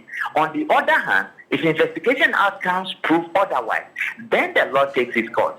And it is proper, we do proper education when such things comes up. So that it will help our law enforcement officers to also build confidence and build capacity in the area of public relations in the field, not in the corporate affairs departments of the law enforcement officers, in the field, what to do, what not to do under these circumstances. It will help all of us. All right. Thank you so much, Richard Kumado. Richard Kumado is a security consultant, security expert, and he was just sharing his views on what happened and what ought to have happened yesterday at that unfortunate scene where a journalist and a civilian are seen in a video being roughed up, manhandled and beaten by personnel of the Ghana National Fire Service. I'll bring you their press statement, which they released after the incident, after their PRO had spoken shortly. But let me come in studio now and talk to my guests. Now, Doc, I've heard you speak on this platform about the unfairness or unfair way that security personnel sometimes treat civilians, using your own situation as an example. When you saw this video yesterday, how did it rub off you? Well, let me start on a good note. I know it's a new year. Let me use this platform on behalf of the United Party to thank all operatives of our security agency for the peace and that they have ensured during our Yuletide period, especially the police. You realize that over the period, they did not go on a break. They had to sacrifice their time, the time that they will use to spend with their family during this festive season. So let me use this opportunity to thank them for their patriotic duty and selfless contribution to the nation. Now, definitely, it seems like a deja vu to me, knowing very well that I sit here as a victim of police brutality. And I have a case currently being investigated by PIPS. And there's a new Director General of PIPS, COP Kujo Tay, who I met before this new year. And he has assured me that he would ensure the system works within their framework to bring the matter to book. But I'll put out the rest later on. Yes, it is quite sad how people in uniform think that they are superior citizens than others. I mean, always it gives us a feeling of melancholy when we hear about issues like that. This should not be happening in the first place. There are laws and procedures that ought to be followed when somebody is, say, breaching your privacy, right? Somebody's taking his phone to video you. There are procedures in which you have to follow. The laws are clear, and I'm sure Council would enlighten us on this matter. But the laws are clear. But you see time and time again that people in uniform abuse the rights of citizens, not only journalists, but citizens in general. Because for so long, things like this happen and nobody is brought to book. Now, do you get it? Yes. It happens continuously. I mean, if you look at the attack on journalists, between the period of 2024 to 2025, we have about 14 cases of attacks on journalists. Under the previous regime, MPP, our press freedom index was the worst in 18 years. Ghana's press freedom index was the worst in 18 years. So again, it tells you that we are doing something wrong. And this is a matter of leadership. That is why this morning, as part of my New Year's resolution, I am going to dedicate some special time to fight this issue. And I'm going to begin with the Ghana Police Service. ASP someone, Anabofo, who goes around claiming that he's an IGP boy. Well, today let me tell him that I am a Ghanaian boy. What is an IGP I am a Ghana boy. So he's an errand boy for the IGP. An IGP boy. What does that mean? Is that a rank in the police service? Well, the information known best to them. But again, this issue of brutality, I have suffered it. Last year, Council, on the 21st of August, some police officers who were not in uniform came close to my office premises. Indeed, I had one of my cars parked outside.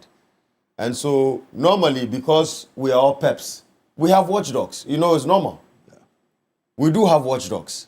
So I got a distress call that they saw some suspicious individuals. They don't know if they were armed robbers or whatsoever. So I went outside, I called my guard, went outside to ascertain the information, whether it's true or not. I took a bend towards the road, there was a curve, and I was looking for that pickup description that the watchdogs gave to me. And I met a pickup, tinted. I went towards the pickup. I described myself to them, that I am Dr. Inusa and I am familiar in this area, meaning I'm a resident of this area, and if I can be of any help to them. Now, it is normal for any citizen to question an alien within your locality. It is normal. The law does not frown on that. And lo and behold, I got insults from them that in tree, we are doctor in TDM for Fiako. So again, I felt unfettered. I moved away and I picked up my phone and I called a police officer to report this issue. These guys came from nowhere, pounced on me, assaulted me. My guard, seeing the action, also physically, yes, physically because assaulted you were making me. a phone call. Yes, assaulted me, assaulted my guard, put me in handcuffs and threw me at the back of their pickup. Really? Yes. And the most painful thing I suffered was the tribal undertone by some of these officers. I'm a northern person. I'm a northern Ghanaian. But it does not mean that if you are from a certain tribe, you are superior than any other person. This repugnant act of tribalism should not manifest itself in our security agency. The president of the Republic of Ghana is a Northerner. The current minister of Interior is a Northerner. But that is not the case.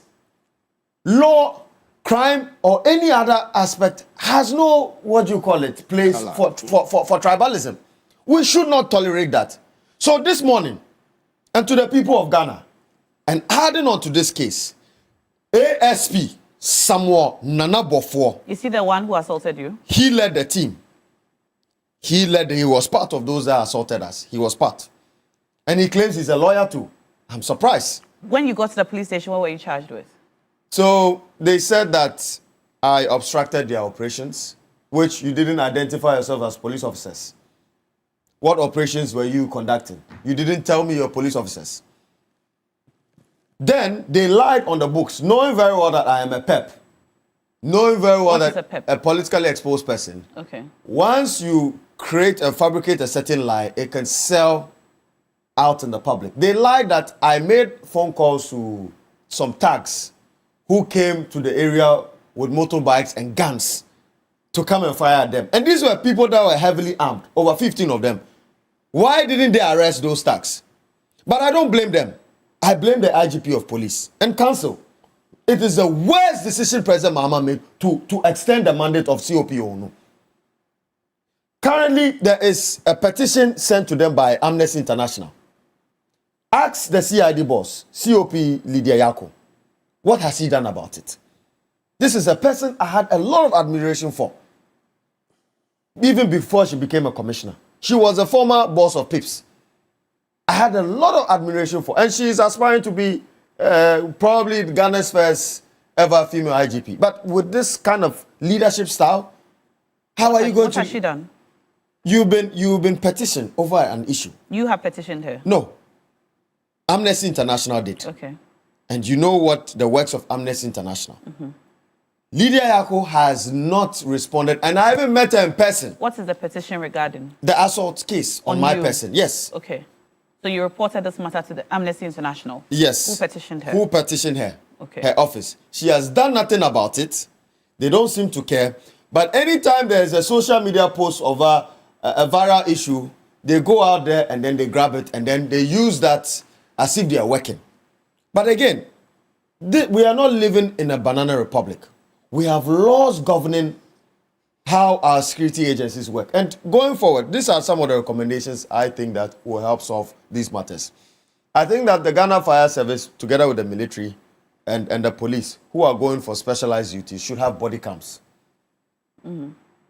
If they have body cameras, at least that would give us a clear picture and absolute evidence over what really happened. Because now it's like it is their word against the word of the journalists, which we have seen evidence that indeed he has been assaulted. Not only him, but other civilians were assaulted, which is wrong. I also think that we should have an independent commission that would investigate, subpoena officers, and also recommend certain prosecutions. Because if you give the mandate to the same agency to investigate their own, it is a matter of scratch my back, I scratch your back. And I don't want to conclude on the matter regarding to my case in PIPS currently. Since August till now, PIPS has not brought a final report on my matter. But I'm just giving them time. But they have told you that they are investigating it. Well, I am going to even go to PIPS this morning. Okay. Yes. Because I need to go through the process, test the process, test the leadership at PIPS and all those working there. And indeed, finally, take this recalcitrant, corrupt, morally corrupt police officer and his men to court, which I will do. All right. Lawyer. Yeah, sometimes it's sad that things repeat, they occur, and we don't learn lessons out of it. You know, the issues of journalists being attacked. There have been litany of cases that you have just mentioned. And I believe that it is because we do not know the value and the benefit that the journalist brings to us as a country. You know, journalism as a whole profession is in, and is the fourth estate of the realm. Without journalists, we'll be living in darkness. And people don't really know the value and the role that the journalists play in society. I'm sure because of the ignorance that people may have. That's not to say that I'm saying the security people are ignorant. I'm choosing my words carefully of the role and the functions they play within society. They see them as people interfering or intruding into their operations and activities. And I always ask a simple question. Wherever a journalist is or comes into an activity or operation, if you don't have a guilty mind or you are perpetrating something that you are doing, which you think that when it comes to the public, the knowledge of the public, you will be criticized or you'll be bashed, the backlash, that will be the reason why you think that they are intruding and they are prying eyes. They should be blinded. Nobody should hear. What does the journalist do? One, in the first place, he's a professional. He researches, he gathers, he verifies, and presents the news. He presents the news, information to the public through the news, the media, the newspaper, online, and educates. He makes us aware of events. When events are happening, we are aware. And the whole power accountable. They bring it to the society, make us understand the events, give us the facts. So that once we understand, there's unbiased information, both sides, what is happening. This is what they bring to us. And by society, we listen to them, and once they report on issues, we get to know what is happening within society, whether right or wrong. And society will be able to right the wrongs and will be able to honor those who are due. This is what the journalists do. The whole society, and they are watchdogs of society. So if they are watchdogs of society and there is an operation, everything going on, why is it that we do not appreciate what they do? Rather, we see the journalists as somebody who comes in, who brings us to the public to be scrutinized, to be criticized. Hence, when they see any journalist or anything around, then they become jittery. And without even inquiring and find out what they are doing or the collaboration, when they complement each other, now the journalist is always under attack. I think this is a problem where the security services must learn and see the role. I'm surprised sometimes within the security service, they themselves, they have communication, public affairs, communication department, and the rest. And I'm sure they should be giving briefing to their people that when you are going for operation, look, I always tell people that they always say there are some things that should not come to the public eye, should be secret, right? That it is classified. I always say, look, to me, there is nothing secret. Your life, both private and public, should be the same. You should not have one life in public, right? But they say they try to keep some things away from the public eye for security reasons. So it's not that they are trying to hide, but... for security reasons? Yes. Yes. What is that security reason? That's what they say. That's what they always tell you. Because there are things that they want to do in... I agree. To some of the things that there is the policy of maybe shoot and kill, right? To reduce... Some people, they are proponents of that look, this will reduce crime when people... So these are unspoken of, these are unwritten rules that they will not want to come to the public knowledge. We agree. But you see, once there's going to be operation, there is an operation, and you know journalists would always be there. Because when you go into the war front and the rest, there are journalists who bring the information to the public. So once there is always going to be an operation, there should be that communication, the operation manual, and even briefing. You are giving briefing. This is a journalist. This is what he's going to do, A, B, C, D. They know their roles, how information is brought to the public. I think this will be. But the mere fact that, you see, there are erroneous impression and the mind they have that whilst we have a journalist in, he's going to expose us. That brings a constant conflict. Now, I'm not saying that whilst the security agencies are going for operation, nobody should interrupt them. They should have their way, they will be able to, because they have a plan how to go about it. But what brings the issue? When sometimes the public and others feel that the way they think it should be done, and they are not seeing the people or the personnel doing it that way, like the fire. Sometimes people become agitated because maybe they may arrive, there's no water in the tender. Right? They think that this is how the fire, this is the source that we should start dousing the fire. Maybe there will be another way. Everybody, so because people don't understand and also don't explain to the bystanders that this is our operation, allow us, we are the experts within and we know what to do. That brings the intolerance. And also, when we have this, like what happened in Kaswa, some miscreants will always want to take an advantage. And when miscreants wants to take advantage, the law allows you as even a private citizen to arrest such people.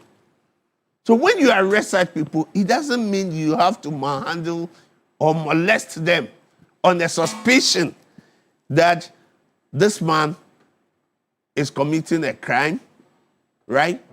Yes, the law allows you to arrest him. When you arrest him, you hand him over.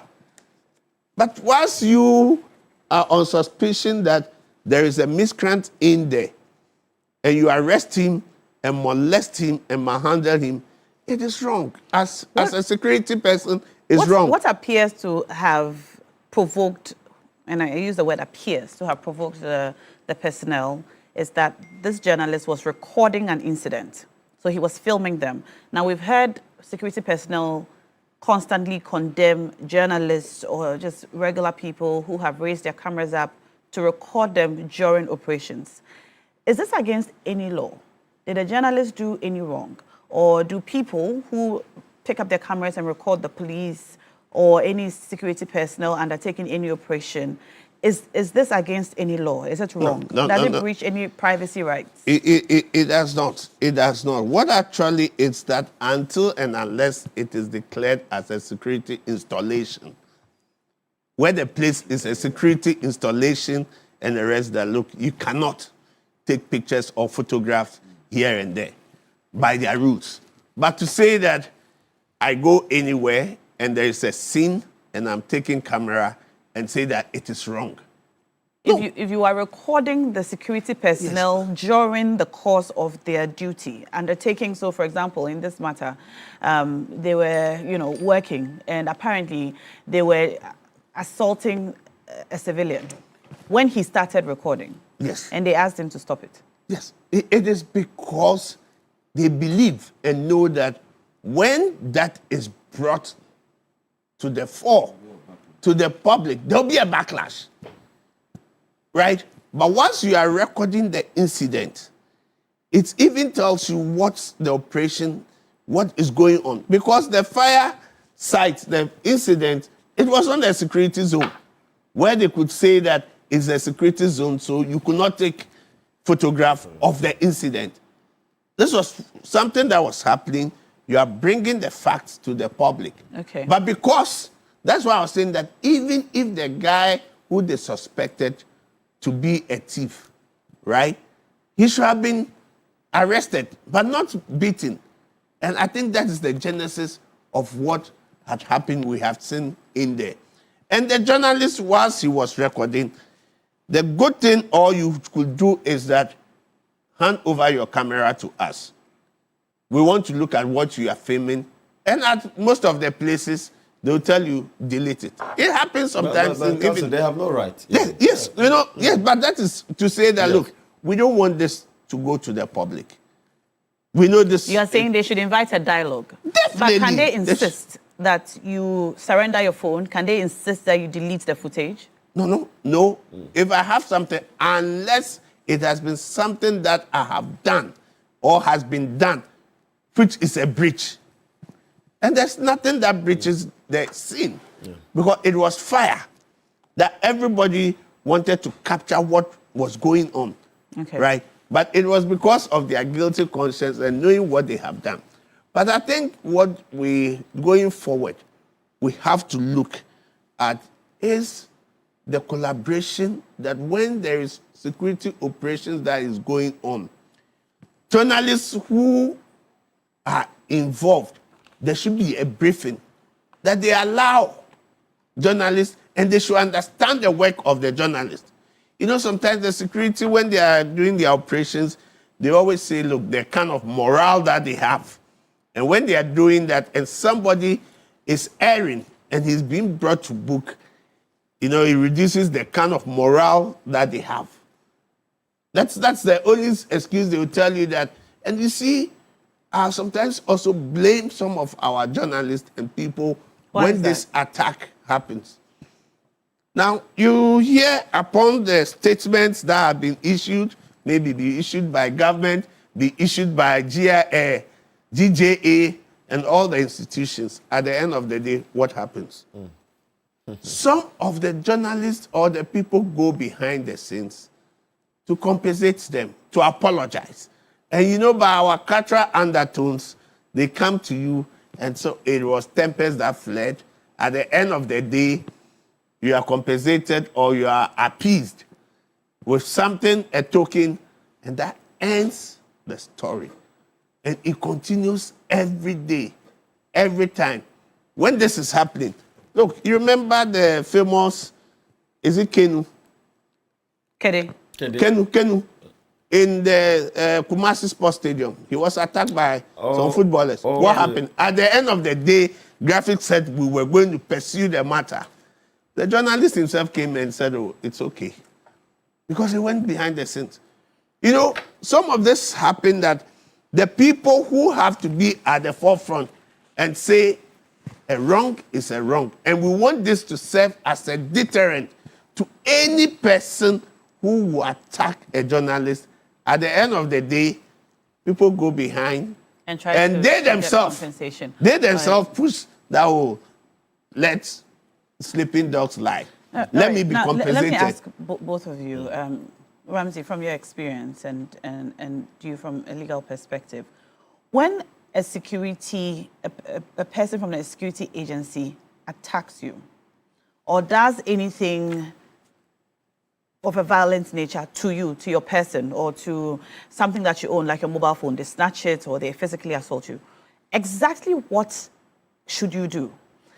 I've seen or heard situations where a police officer attacks a person and then the person defends themselves by hitting the police officer or grabbing their uniform or trying to wrestle them. And then by the time the matter gets to court, they are charged also with attacking a police officer, or they are attacked with destroying public property if they tear the uniform or seize the beret or whatever, trying to protect themselves. Exactly what could this journalist have done in this situation if he had the physical ability to wrestle these personnel from the fire service, you know, just to ensure his own safety and so on? Is this allowable in the law? How should you react if something like this happens? Well, you go. You want to take the legal No, you take the legal. Anyway. Well, now, I think that every citizen has a right to defend his or himself. It is there under the aegis of our laws. I believe that if this journalist, and previously other journalists went through all these same treatments, they should report to the nearest police station, right? If you can defend yourself and get people to also support you, why not? I mean, you're protecting your rights as a citizen. But going forward, I think that he should have reported to the police station. I mean, with this issue, I'm hearing that there has been 10,200 cedis stolen from his bag. Yes. Which is also theft. Right? So if they didn't touch him, this wouldn't have happened. So it is his word against their word. But I think that he should have reported to the police station. I don't know, he has done that. He has gone to the police. And they've given him a medical form and all that. Go, yes. Yeah, so we should allow the process to follow. But I think that we need reforms within our legal framework. It is very fundamental here. I do not think that if there's any issue of assault made by the police should investigate it, or the fire service should investigate it based on whichever personnel does that assault. I think that we should have an independent commission. Maybe give the powers to Shraj to investigate and to even prosecute personnel from our security agencies. Because with my case, I am testing the waters in PIPS. And they do not know that I am following through the process, but I'm going to also give some recommendation. Indeed, the first time I went to PIPS, I went with a security analyst. I didn't go with a lawyer. It was because I wanted him to understand and guide and see the loopholes within their operational framework. Because at the end of the day, this has happened to me. I have the means to take them to court and punish them for that. But what about the ordinary Ghanaian? What about those that have been convicted in Sawam who are innocent? This officer lied against me, and indeed, he took my mobile phone and forced me to open my mobile phone, and he went through my mobile phone. God knows what sensitive information this ASP Nana before had from my mobile phone. Only God knows what information. Did he go through it in your presence? No. He took it away from you? He took it away. Which is not allowed. Which is not allowed. He took it away. So now, I am saying that. How did he force you to open it? Well, you know, I know the law. So again, I am a very learned person. Do you understand? So I know the law. I will not go into details, but I know the law. Now, this ASP that we are talking about, I think that this issue has been on the public light, but it would reignite. By the end of this month, we are preparing to, unfortunately, we have to sue the Ghana Police Service. Unfortunately. Yeah. Unfortunately, because of this recalcitrant, morally corrupt police officer. Unfortunately. I have good friends in the Ghana Police Service. I have relatives in the Ghana Police Service. But unfortunately, and because of the lack of competent leadership that they have, coming from COP Yohonu. Because if COP Yohonu is a person who opposed to the rule of law, he would have acted swiftly on this matter. Haven't we seen him act swiftly on matters that have gone viral? So what is the exception with my case? Because this guy goes around saying he's an IGP boy. And he thinks that he's getting the protection. I don't know. It could be that he's getting the protection from him. But again, we will see. And if it will take a petition to also remove COP Yohonu as well, we are looking at all those possibilities. And that is why I'm stating it on national television, so that it will not be as if there's any personal vendetta against him or witch hunt against him. I have no issues with him. I don't know him in person. But because that office is a public office and you are mandated to act in a certain way by law, it is a public office. So you petitioned the CID boss? Not me personally. Amnesty International? Amnesty International. And also petitioned the IGP? I did a petition to the IGP. You personally petitioned the IGP? Do you know that this IGP did not refer my petition to PIPS? I had to take the petition and give it to PIPS. And I challenged him if he should come and deny this. You know the whole PIPS thing is this. I challenge IGP to come and deny this. People have always consistently asked that there should be independent complaints commission. That's right. Because the police and maybe the security agencies, sometimes they cannot investigate their own. That's right. Especially their superiors. But that is what it is Senior, now. Senior, I've had several issues. I even had petition with the PIPS. And the head of the PIPS, whilst they go into the investigation, and you have cases against senior officers, maybe from superintendents going to assistant commissioners and the rest. What they do is that after they have investigated, they give the report to the IGP. The IGP has to sanction that report, service inquiry recommendation before it comes out.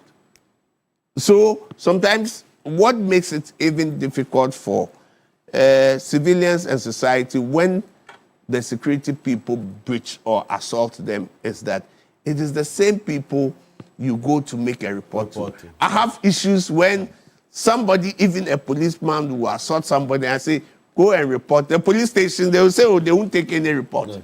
They won't even take any report. And I was like, what? You they tell you they won't take it. Oh, they said they won't take any statement, even if you want to make a report. Yeah. And you see, the way they frustrate. I said, if he's a man, he should. I was going to go to his superior and petition that I can't come to a police station and you tell me I want to make a report and they say, you can't take my report. And I said, what? You see, and the way they frustrate civilians, unless you have the thick skin that you can take them through. But one of the things they don't like is that once you sue them, and you sue them personally also, and the institution, it gets to a point the institution says you are on your own. Okay. You know, this happens, but whilst you want, because if it's a criminal thing, it's an assault, you have to go through the criminal proceeding, it's the same police that will take you, the same prosecutor, and it is against one of their own. So how will they prosecute? They will frustrate you. Now, when you take a civil matter as an assault, you know, the typical issue with Ghanaians is that they will urge you on. Yes, we will go to court, sue them. But when the time comes for somebody who was a witness over there to come and testify, they don't want to come. These are some of the difficulties, bottlenecks, that you find that people have been attacked by the security. But at the end of the day, that's may also seem the reason why people would prefer, okay, compensate me, I walk away, than going through the justice system. At the end of the day, I have my day in court. Because you are frustrated. And once you are frustrated heavily, and the inordinate delay that you find in the process, you know, makes it very difficult for you. Does going to court happen after the investigation by the security agency? No, you can. Or you can choose which way you to can go. do the two. You can do both of them at the same time. Yes, you can do both of them. And you know, normally when it happens... So I want to find out from Ramsey why you haven't gone to court. I am a public policy person and, of course, an advocate for the betterment of Ghana. We're all politicians seated on this platform. The reason why I have not gone to court yet is because I am testing the framework within PIPS. Deliberately. That is why I haven't gone to court yet. Okay. Yes, so and I'm making this public knowledge so that it doesn't seem that I have any hidden agenda against anybody. So after PIPS has given you the report of the investigation, you will go to court? We will go to court. You will go to court? Yes, but again, there's also a timeline I've given them. I have a stipulated timeline. And this is August? August 2025? 2025. Okay. We're in January 2026. So I have a timeline I've given them. And then I will know the next step forward. All right. So I'm sure you will be covering this as well. I will be updating. We're interested in the matter. The last one on these issues of the level of attacks we have seen in the past. I think one of the things that would also help ameliorate some of these issues is that normally all the institutions will tell us they are investigating the matter. And it fizzles out. That's right. Nothing is heard. They may be punished, as Kumado said. They may be punished, they may be demoted. But the public needs to know what happens. What happened in Ablekuma? The police officer. Up to date, nobody knows what had happened. Right? What has happened at the colony? Spintex. And that incident, I understand that it was a court order they were enforcing. But so if it was a court order you were enforcing, right? So why will it be in secrecy? The court says, go and demolish. And we are coming to demolish. So if somebody is there and is even filming, and it is legal, it is lawful that you should do this, why should you be angry? And at the end of the day, those who were involved, the perpetrators, what happened to them? That's right. Yes, the security agencies may have punished them. We may have some reforms. But do we know as society, as public, that at the end of the day, we'll give them thumbs up that, yes, you have punished the people who deserve to be punished. We honor the people who deserve to be honored. But we are left in suspense. We don't know what has happened. And at the end of the day, it is normal. Because the proverbial thing is, oh, for Ghanaians, they'll talk about it a week and two, and they'll forget about it. Yeah. That ends the matter. Ghanaians have short memory. Yeah, that we have short memory. So every day, the same thing happens. And at the end of the day, we are not learning anything out of it. It is unfortunate that we found this happen between the journalists that we have to celebrate for the good work they do for us. I'm going to read some of your messages coming in, and then we'll look at the other situation of attack, abuse that we have seen happen very recently. The attack on a teacher at the Kede Senior High School, where his students attacked him in the night, beat him up, because he did not allow them to cheat during an exam. Let me just read some of your messages coming in now on the attack on the journalist, and then we'll come to the teacher. Now, I totally agree with lawyer Adawudu. The assault on the journalist and civilian by the fire service is unacceptable and unprofessional. Thorough investigations ought to be conducted, and those responsible must be held accountable to deter future misconduct and protect public trust. Happy New Year to the Chief of Staff, Mr. Julius Debra. This is Musa Abatwa texting us from Asawasi. And assault on security personnel. All right, assaults by security personnel, parents and students is becoming one too many. How did we get here? President Mahama should please do something about this. The reset should be well rested. Anyway, 25 days to go. Dear NPP delegates, please vote for Dr. Baumia, number 3 on the ballot paper. And that's from Master Planner Jr. texting us from Kintampo. Now, I'd like us to take a look at that video of the teacher being assaulted by his students. And their reason is that he didn't allow them to cheat during an exam. The President, His Excellency John Dramani Mahama, has spoken about this, and he has expressed his disappointment in the fact that the matter appears to have been settled out of out of court, out of the remits of the security, the police service, and the teacher might have been compensated or something. Let's take a look at the video and then listen to the President, and we'll come back to studio. And the parents of the students went to the police and they said they settled the matter amicably. I mean, how is that? This is assault, it's criminal, you know.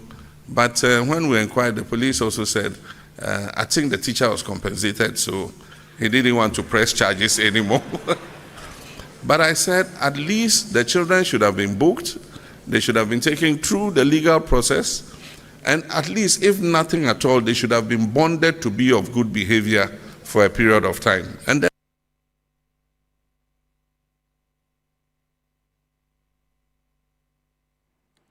all right, so that's the President speaking there, and he's clearly unhappy about the way the matter has been handled. But I'll bring the video shortly on the assault if you haven't seen it. But this is where we are now. Just 2 days ago, we were talking about a young girl, 12 years old, who was being assaulted by 2 adult females in that viral video. And we're condemning it and saying that children need to be protected. Now, the children are assaulting their teachers. And their teacher, actually. And for this reason, you know, and so boldly, and it's all on camera too. It begs the question how we got here. How are we raising our children now? How can children be so bold as to do this to a teacher? Well, no, it's sad the direction in which our country is heading towards. Our morality levels are declining, especially within our youth. It's sad that a teacher will go through such an ideal. I do not think that our time in school we would dare ever do such a thing to a teacher. You won't even dare talk back. You dare not, you know. We respected our teachers because teachers are early mentors. From our infancy to even adulthood. They are always there to guide us and to shepherd us towards a better life. And so to see a teacher go through such an ideal, I think that is quite unfortunate. As Council reiterated this morning, that sometimes as well, it's the complainants that are also at fault. Because if you allow the law to work, it becomes a deterrent onto them and anybody who wants to perpetrate such act, right? And, you know, to talk about examination malpractice in this country. Look, we've seen the era of true and poor, and I think that that era is over. The world is growing. The world is heading towards the fourth industrial revolution. We need to reorient our educational system, right? Even the kind of teachers that we train that teach the kids, we need to we need a whole overhauling of our educational system. And I have recommended on countless occasions that, you know, that aspect of pen and paper examination should be a thing of the past. Really? Yes. What should we do? We should have examination done on a computer. And it would have more like a pool of questions. And so if you are sitting on PC1 and PC2, question number 1 and question number 1 on both computers are not the same across the nation. And within that same examination difficulty level, that would mitigate a lot of these examination malpractice. And teachers, it's sad that even teachers are complicit in this act. And parents too. Parents are also complicit in this act.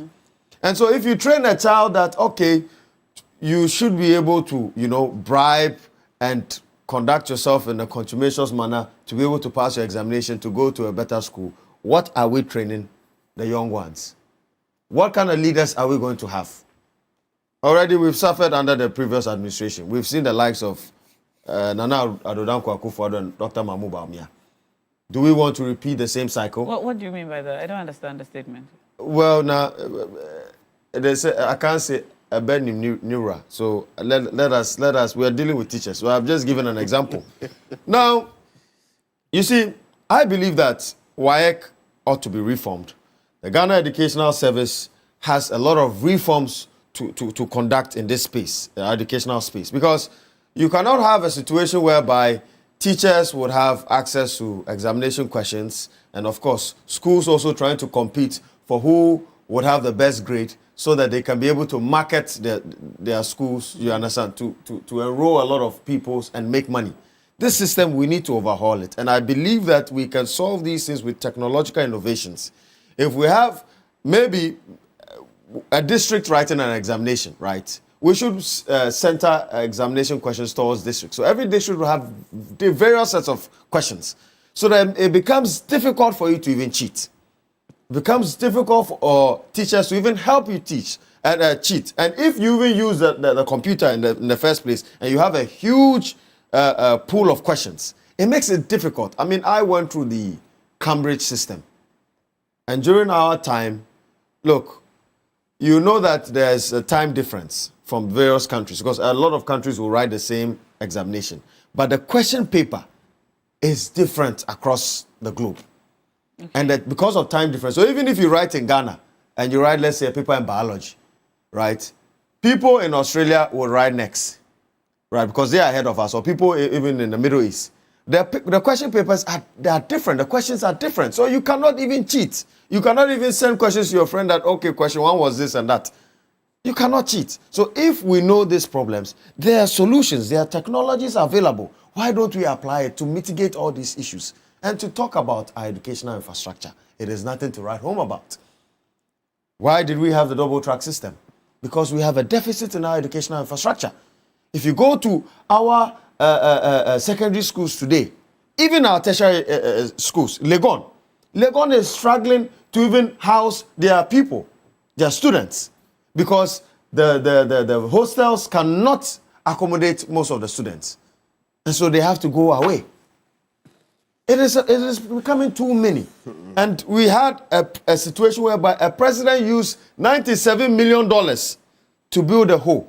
So these are the things I'm talking about. So if I reference these kind of leaders, you should understand what I mean. Anyway. Now, you see. Yes, lawyer. This issue of the assault on the teacher is rather unfortunate. When we were growing up, we even saw teachers as more knowledgeable and obey them more than even our parents at home. When your teacher says, you say, my teacher says this. It was sacrosanct when our teachers. And those days, you know, when your teacher speaks or gives you order in school, it was held to be sacrosanct. Nobody, it will even go. Now, what is the occurrence? What is happening these days? It's the lack of discipline, the upbringing of the children at home.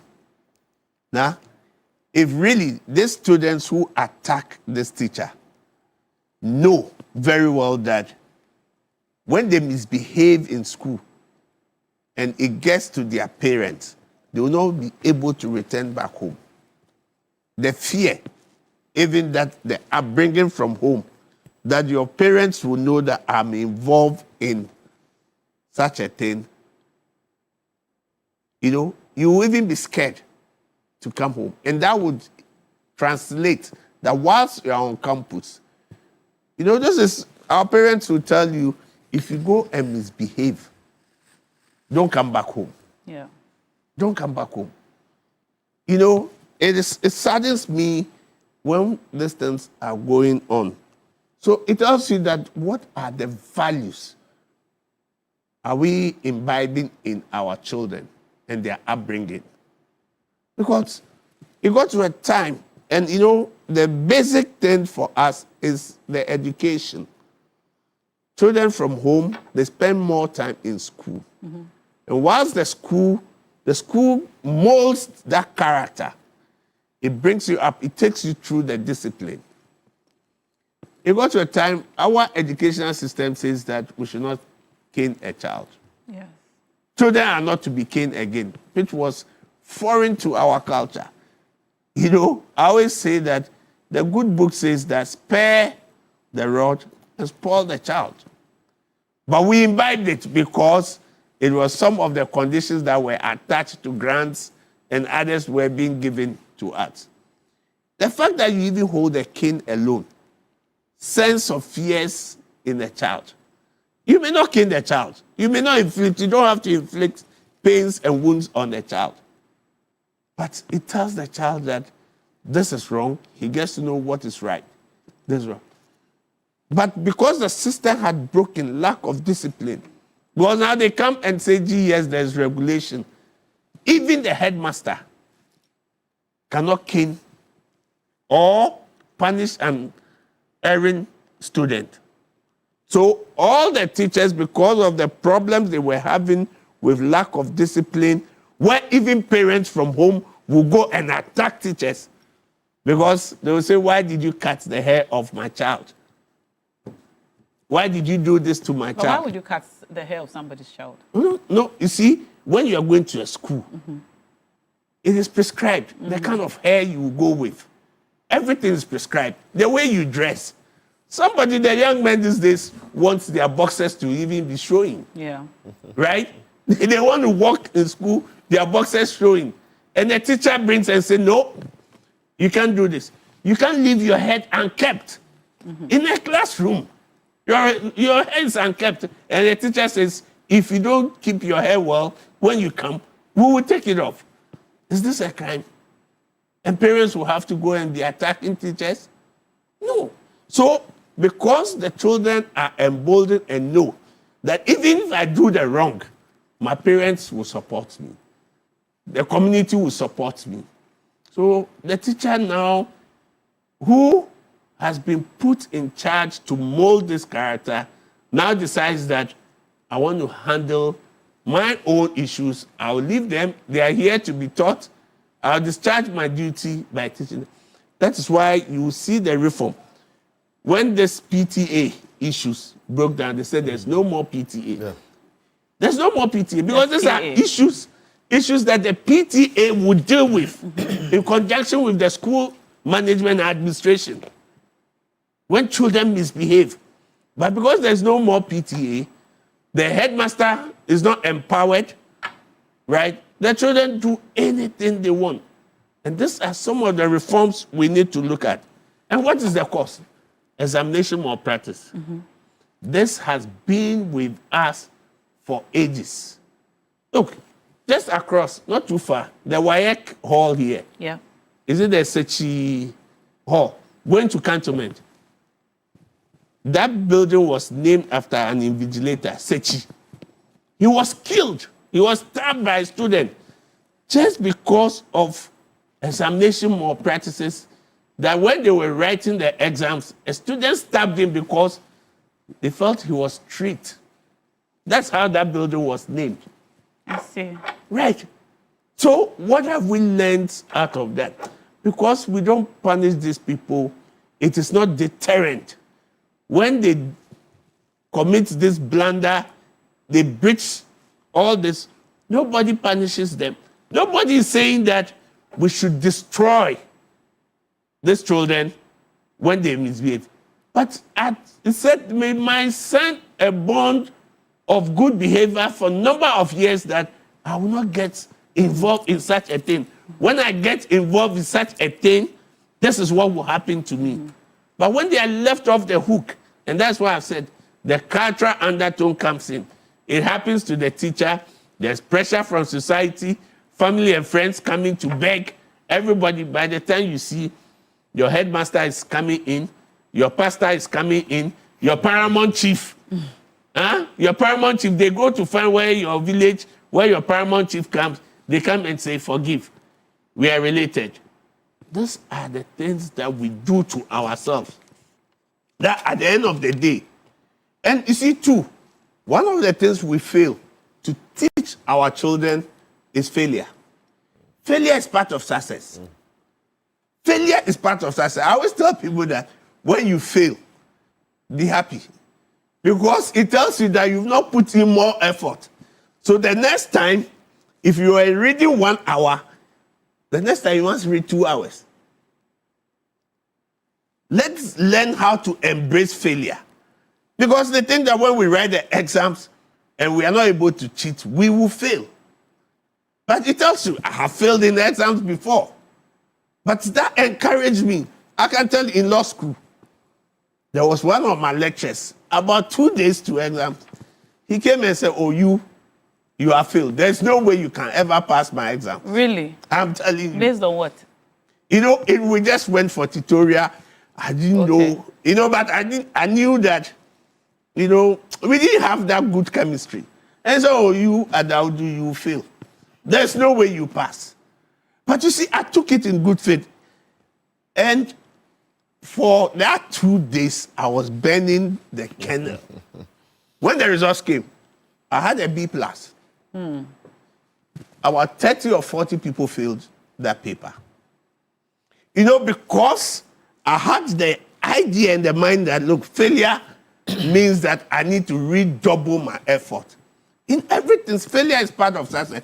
And if we don't teach our children how to handle failure, this is some of the things that we get fun. Because at all costs, they must pass. They must pass. But if you must pass, why don't you learn? You see, that's the problem. Yes. If you must pass, why don't you put in the work so that you pass? Papa, you see, that's when the failure becomes an eye-opener. The failure it's a clarion call. I agree with you. Yes, it's a clarion call. Yeah. But because we do not prepare them, and every time from class 1 they are going, we say you have to be first. You must pass. And this is how, whilst they are not learning, they want to find devious ways and schemes to be able to pass. And this leads to this phenomenon where students are, I think that it is a canker that must be nipped in the bud. We are and this raising must be children. A deterrent one that once it is done, everybody gets to know. Let me read some of the messages coming in. Prince Nanaya York says, back in the day, the Parent-Teacher Association meeting was when the Parent-Teacher Association meeting was approaching, students will be scared and they'll be stiff about their behavior. If you had done something wrong and a teacher punished you for it, the same teacher was going to report you during the PTA meeting. Yeah. So you'd feel relieved and happy if your name wasn't mentioned to your parents. No reports, no trouble at home. Now the Parents Association have made students rather to be beating their teachers. This is sad. Good morning, Na. All these were spearheaded by the introduction of the so-called free senior high school, which was introduced, sidelining the teachers. When they talk, they tell you that they are supposed to teach, and that's all, nothing more. All right. Okay, more messages coming in on teachers. We need to take better care of our teachers.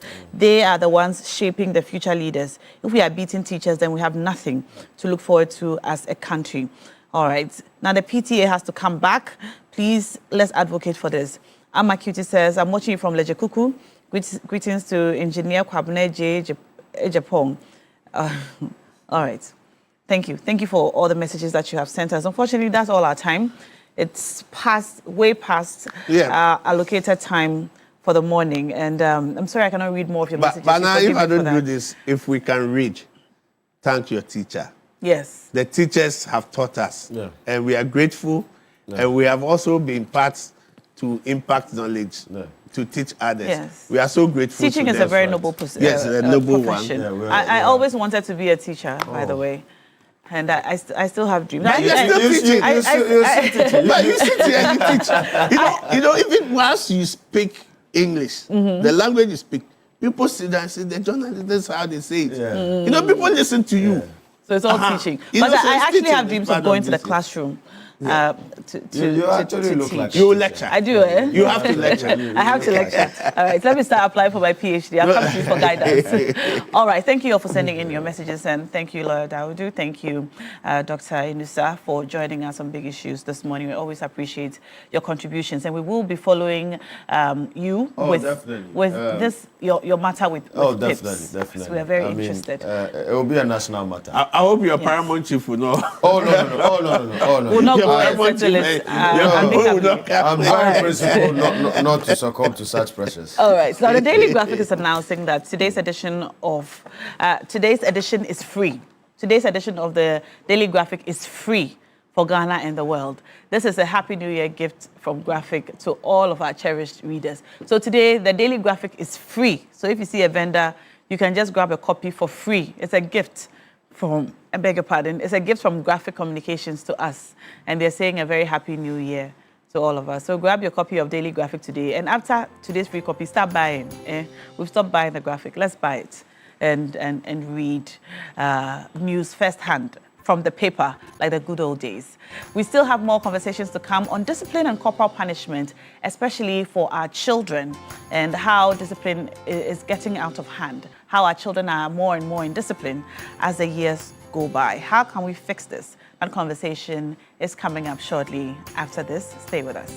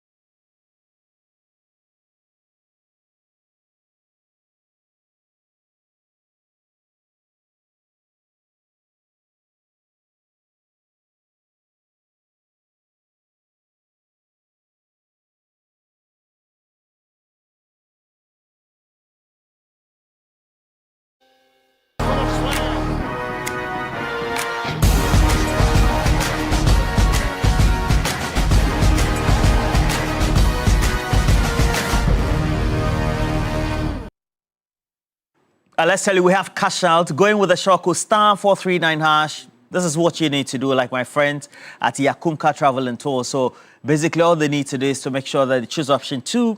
You have to increase the number of tickets you have.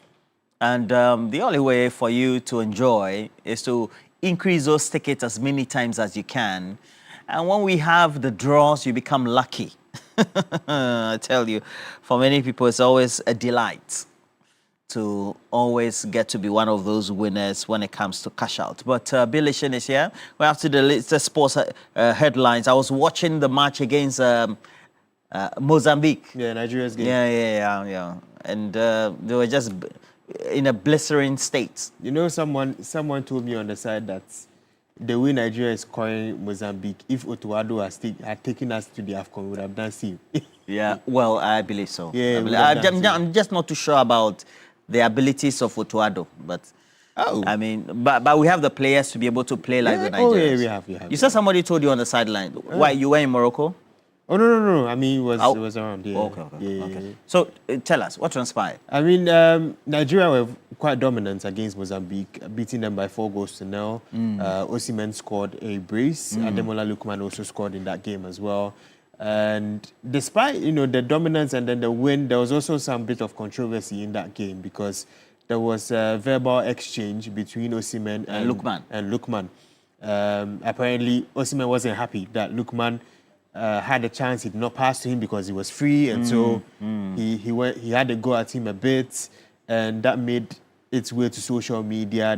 The comments were but Lookman has always been a very good access provider for us.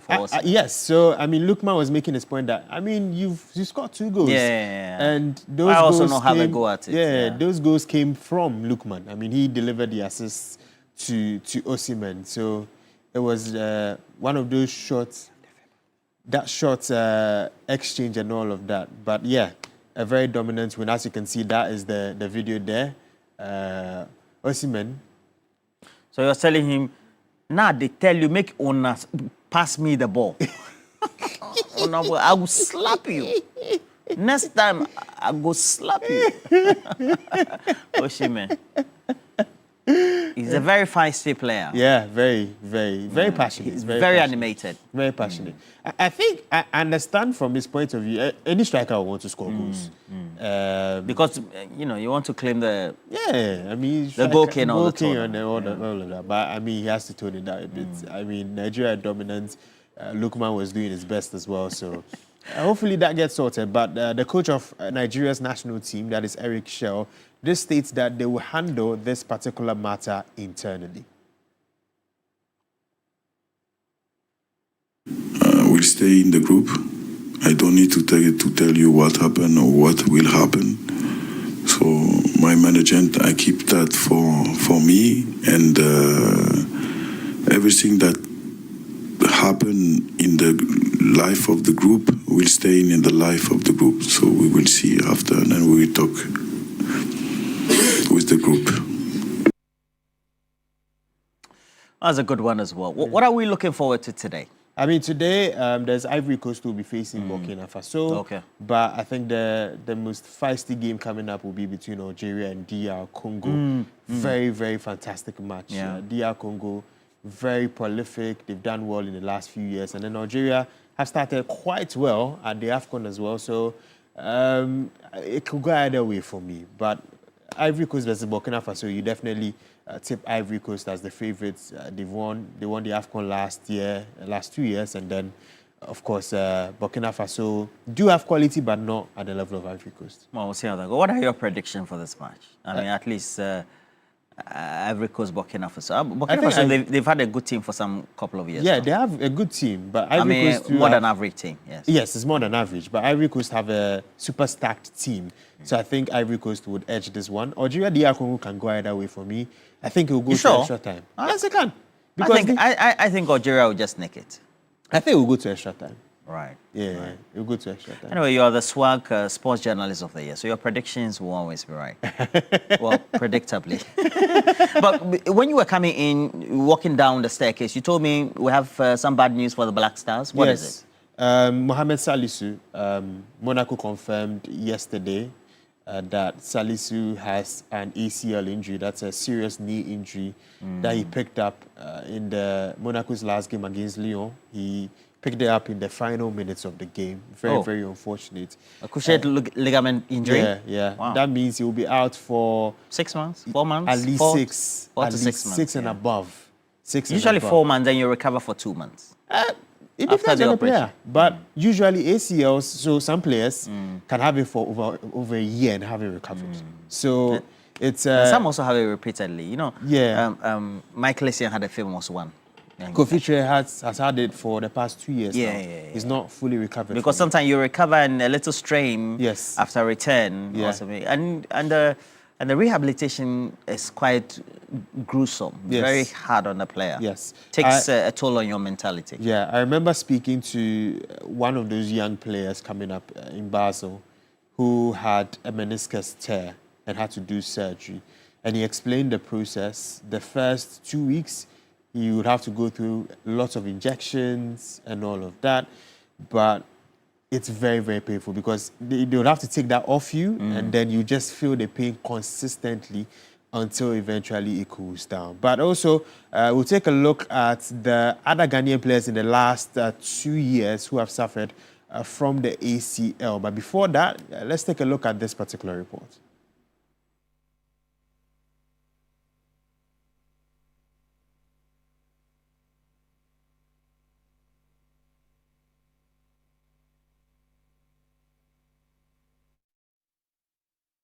Yes. So some number of Ghanaian players have had ACL injuries in the last 2 years or so. One is Ali Duseidu. He had it in club football. There's Enes Nyama, who's also had it. Fatawu Isahaku had it in national team duty as well.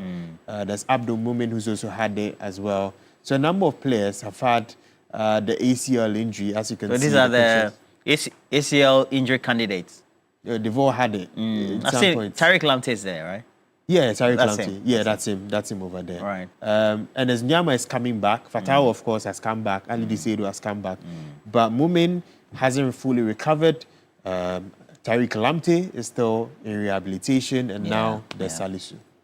Well, we'll see how that goes. So we'll be getting these updates from 3 Sports subsequently, especially when Ghana has qualified for the World Cup. And we need to make sure we track the progress of our players, and especially in the run-up to the naming of the team, the selection first, the naming of the team, and the ones that will get to go to the World Cup. That squad, always very important. They have to be fit. All right, but we had some good news as well. Yes, Ghanaian players, both Jordan Ayew and also Abdul Fatawu Isahaku, scoring for Leicester City in their 2-1 victory over West Bromwich Albion. That came on Monday night. And as you can see on the screen, this is Jordan Ayew's goal, quick tap in for the Black Stars captain. Very good anticipation, and then was able to finish. Yeah, but this is not a normal tapping. I mean, it was good anticipation. Finding the space, beating the defender, and then, managing to tap Jordan the ball Ayew. in. And then there's also Abdul Fatawu Isahaku, who also scored. Very beautiful goal. I mean, he's known for scoring very, very good goals himself. And great volleys. Yeah, great volleys. I mean, remember when we sat here a few weeks ago? Yeah, the one he did over the line. Yes, the one he did right before. Straight up. Yeah, I mean, Let's watch that goal again. He just has... Isahaku. Yeah, Isahaku. He just has that great ball striking ability, which is really coming to a fore. And... the pressure. Foot hooks one in. Fatawu! An unstoppable left-footed volley.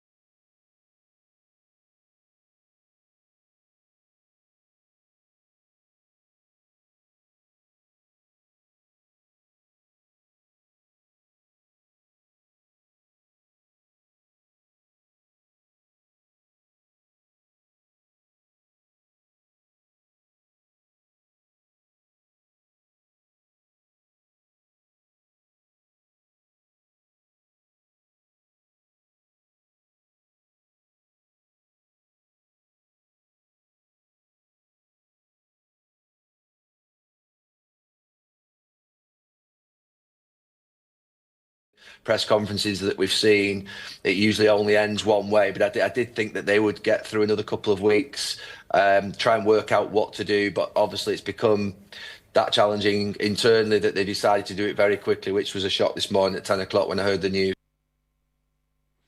Manchester United for you. Yeah. And Gary, himself field coach, but no problem at all. Very field coach. Yeah, very field. Yeah, I remember his tenure at Valencia was terrible.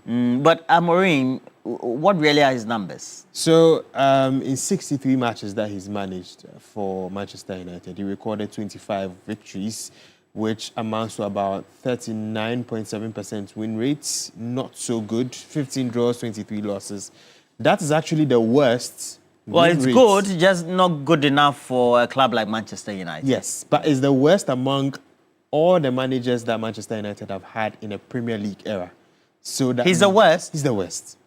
Absolute worst. Even David... even Moyes had a better David Moyes. David Moyes has had a better David Moyes did, Mourinho did, Ole Gunnar Solskjaer did, Van Gaal did. All of them had better records than Ruben Amorim. I see.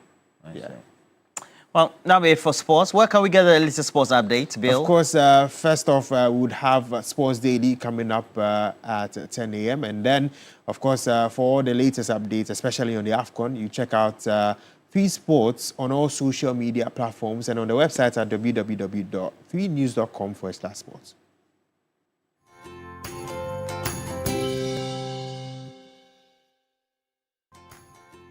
Well, that be it for sports.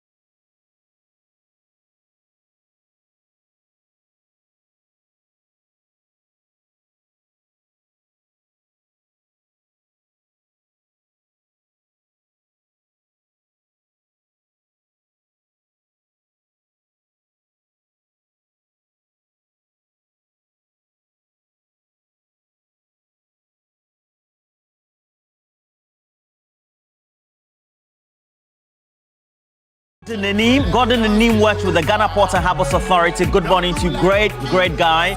And then also Paul. So Paul Mensah is celebrating a birthday today. He is with the ACTA Secretariat. That's the Africa Continental Free Trade Area Secretariat right here in Accra. Paul Mensah celebrating a birthday. Charlie, have a blast.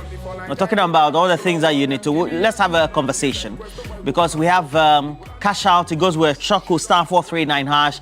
Increase the number of tickets. Before we come to a close this morning for New Day, we're going to have the draws all dedicated to you. But before you become part of this, I keep telling you, January is 75 days. So far, we've only clocked 2 days out of the 75 days. All right? It's a long time. School fees, family pressures, etc. You know, all the family members who spend their money in December, the pressure will be on you. So how can you be in a position to at least offset some of your prospective debts, so to speak? So this is what you need to do. Star 439#, you dial. You choose option 2, which is TV3. It's going to give you a prompt on how many tickets you need to choose. Then you choose those tickets. I always advise you choose 40, 50, 60. Then when we do the draws, you become lucky as always. Charlie, fantastic so far for all of you. And, well, there's also a conversation we need to have. And we've been doing that, I think, the whole of the morning. Yesterday was about a child being bitten by young adults. But importantly, we also had the president at the opening of the Ghana National Association of Teachers quadrennial conference, assuring them that all forms of brutality against them will be nipped in the bud, because it follows a number of actions that have been reported widely, not only on social media, the public media as well, but in the public space, about abuses, whether from the side of children towards teachers or also adults to children, etc. And so we want to have the conversation about what sort of discipline and actions we need to take to serve as deterrent to raise our children generally in our society, whether it's in the school, in the home setting, or etc. So we need to make sure we posit that adequately. And to do that, we need to speak to those who tend to look at the psychology, the minds of people, and how the way you grow in a certain environment influences you. We have Dr. Asafo. Dr. Seth Mausi Asafo is a lecturer and a clinical psychologist with the Department of Psychiatry at the University of Ghana Medical School. He's joining us on stream, and it's a good way for us to invite him to the conference. Good morning to you, Dr. Asafo. Hello, good morning, Senior. Great. And I love it that you've joined us. It's a conversation I'm sure you're used to, having been doing media commentary over the period, especially in your area of specialization. But if I start with a question like, I don't know how old you are, but at the end of the day, the conversation about the sort of discipline comparable to what used to be and what it is now, whether it is good or not for raising children in our environment, is right. What would you say? So it's a question I get a lot of the times, and I always like to create a certain context. Now, a lot of us would say, oh, we were beating and nothing happened to us. But I want to give you a context. But it is true. We were beating and nothing happened. That's what we think. There are a lot of things that we do we cannot explain. For example, you might wonder why you are never boisterous to take up certain opportunities. You might never understand why that happens. You might never understand why you probably are a follower, you never lead. You may never understand why sometimes you feel like you are not fit for purpose or that you don't feel worthy of yourself. But all of these are tied directly to set things that happen in childhood. Not only that. You see, Roland, the interesting thing is that a lot of research has been done in the area of corporal punishment in children. And it turns out that when you compare children who went through corporal punishment and those who didn't, and people who've gone through abuse. So, when we normally look at abuse, we consider it in the context of disdain. It turns out that people who experience corporal punishment have similar brains to people who went through significant abuse. In essence, we might be saying, oh, I'm trying to straighten the person. But what we're doing upstairs in the brain is much more significant than that. Now, I like to ask this question. For many people, just before they spank their ward, what is really going on in their mind? And the reality is, in that moment where we seem to be engulfed by emotions of perhaps anger, an anger of you've disappointed me, you've disgraced me, you've done something you shouldn't have done. So the whole concept of I'm trying to correct, you're doing from a place of an emotion. So the logic of the correction does not really exist. Now, a lot of people, especially with parents, I mean, as for teachers, I can't say much for that. I had some teachers who were very interesting in those days. But for parents, after they have done this whole process of discipline in spanking, they tend to feel bad. Do you know why?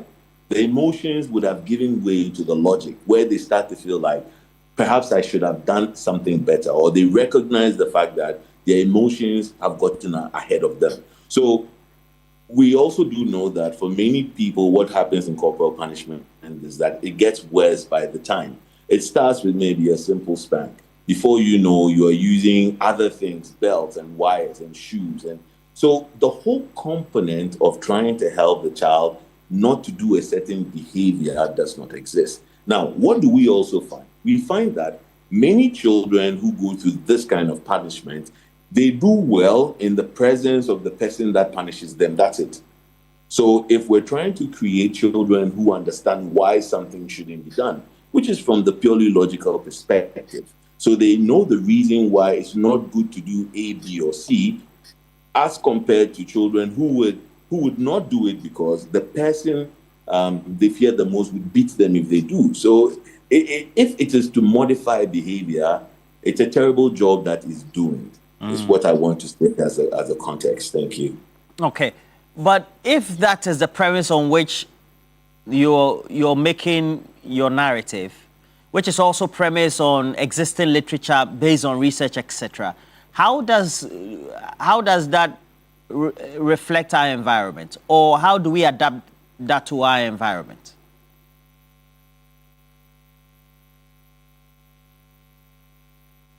Hello? All right. We seem to have some technical challenges so far, but the conversation is up.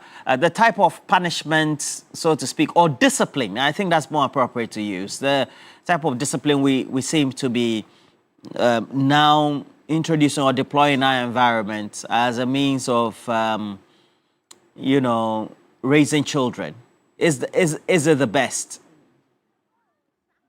And how do you juxtapose that with, excessively beating, if not even beating at all, which is always frowned upon generally by psychologists, etc. And that's what we're talking about. So Dr. Seth Asafo is joining us. Oh, Charlie. Dr. Asafo. Hello, I can hear you, please.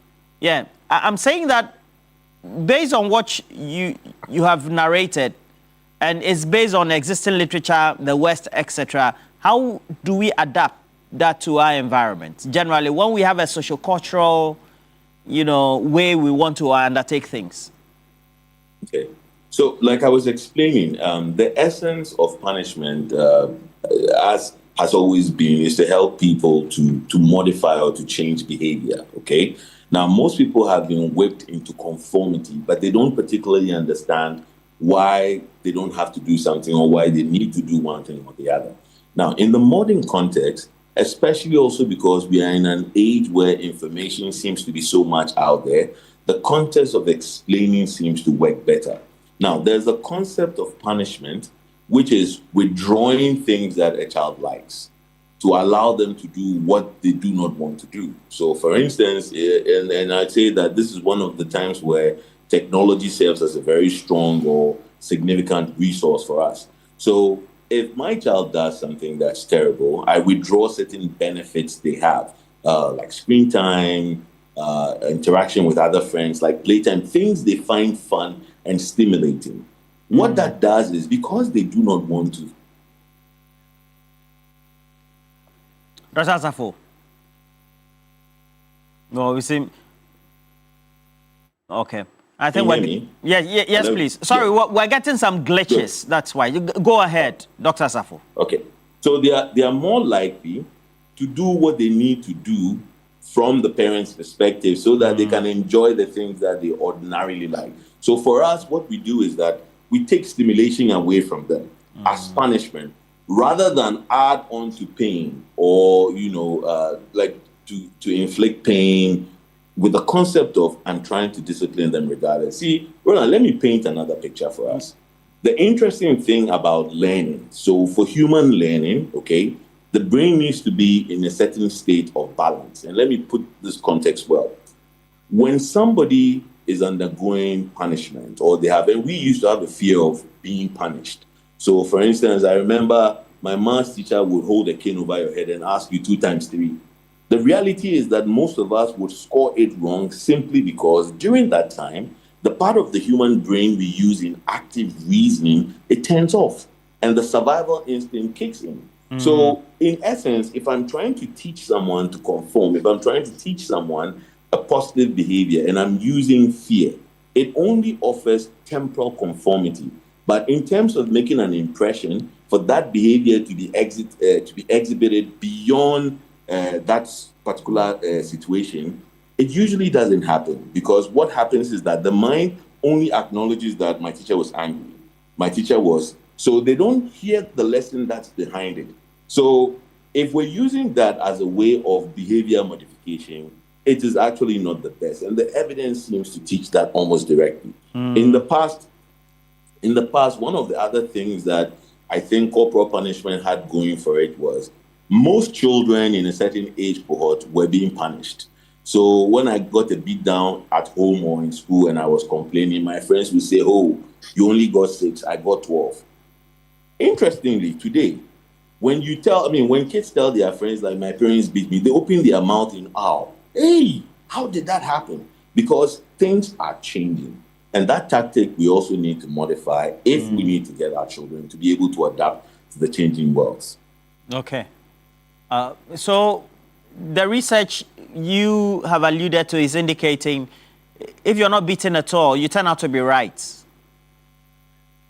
Well, not right, but you are more adapted and you have better emotional regulation skills as compared to those who are beat. So for those who are beat consistently, the emotions of anger, the emotions of fear seem to be most dominant. Now, so Roland, look at it this way. Fear as an emotion is the same across board, regardless of the stimuli that brings about the fear, okay? So I like to paint pictures. And one of the pictures that I like painting is saying that perceive or just imagine that you are being pursued by like some kind of danger, maybe some wild dog following you or somebody holding a knife and following you. At what point during that interaction are you able to tell the creature or the human being, oh, I beg you, I beg? Can you pause, let me learn and we continue? Can you pause, let me eat and we continue? Can you pause, let me interact with my friends and we continue? And I'm painting this picture because when children are engulfed by fear, the part of their brain that's consistently active is exactly the part of the brain that does not allow them to be able to learn for the future. So we want to modify behavior, but we can get them to conform. So if I'm shouting and you hit me, I'm likely to be quiet. But then in the future, if I'm shouting, I don't understand why you say I shouldn't have been shouting in that moment. And so the discourse of explaining why something should be done is most important. Now, even when it comes to punishment, there are protocols that we need to follow to give out any kind of punishment to any kind of person. One of them is that it must follow the action directly so that, they can make an association between it, all right? Another thing has to do with the fact that if the punishment is seen in more magnitude than what happened. And this is usually what is perceived by the child, because for the child, they are seeing this huge human being, be it father, teacher, or whatsoever. And that is threatening in their minds. So you have this whole danger signal consistently being activated. And when you are in danger, what do? You try to survive. The last thing is that it pushes a lot of children to look for avenues to please. So even if I don't believe in it, I'll do it so that my oppressor, for lack of a better word, or the person who punishes me, will let me go free. So a lot of children who went through this seem to be very timid. They hardly express themselves. They hardly can explore. They are always doing yes, please, even if they don't believe it so. And that can be stifling for both their emotional and psychological development. All right. If that is what you're saying, so it means that raising of children, the way the Western world does it, is the best. But even in the Western world, they spank. It's not, this phenomenon is not African. It's something that has existed across border. And that's why the majority of the research is actually in the Western world. So it's not limited to Africa or Ghana. It's the fact that the world is changing rapidly. We're getting more evidence that's telling us that that form of behavior modification has negative consequences. So we have a better way to do it. And I think that is the message that we're pushing, that let's do the better way. All right. So in the Western world, I mean, they have been able to adapt to the modern style. Yet you find a child or maybe a young adult just goes to a hardware store and buy a gun and shoots everybody. No, we haven't. Don't be laughing. It's a serious matter. So at the end of the day, you say that sort of discipline is good, but we have these randomized actions or acts or omissions that are undertaken by such individuals. Yet in a very well-perceived, good upbringing environment. So how do we sync or relate? Okay, so Roland, let me even give you more context. The people who have usually been profiled, okay, to engage in such violent acts are people who were, in other words, they were treated violently when they were younger. Now, what happens is, in those moments when these behaviors, and let me use the word reservedly, aggressive behaviors of like beating and abuse and all of that, the child feels powerless. So they are not able to do or to act out. So they tend to internalize and they look for an avenue to express. So in other words, perhaps it is that which is even pushing or propelling them, because they are now also attempting to take some kind of control. And that's what we're saying, that aggression only begets more aggression. The violence begets more aggression. The abuse brings more abuse. So if there are other ways that we can curb this, for instance, we're doing a lot of what we call emotional regulation techniques with children today, where we say when you have a challenge, express it rather than keep it inside. When we were growing up, when you had a challenge, you had to keep quiet, because if you try, there are knocks from north, south, east, and west. So what happens? You keep, this thing is in you, and it keeps boiling and boiling and boiling, and you tend to displace it to a much lesser target or somebody you think you also have control over. Okay. So just another context, yes. All right. In the video we're showing, maybe you're not seeing it, but it's the video in context or under discussion where the young adults are beating the child, so to speak.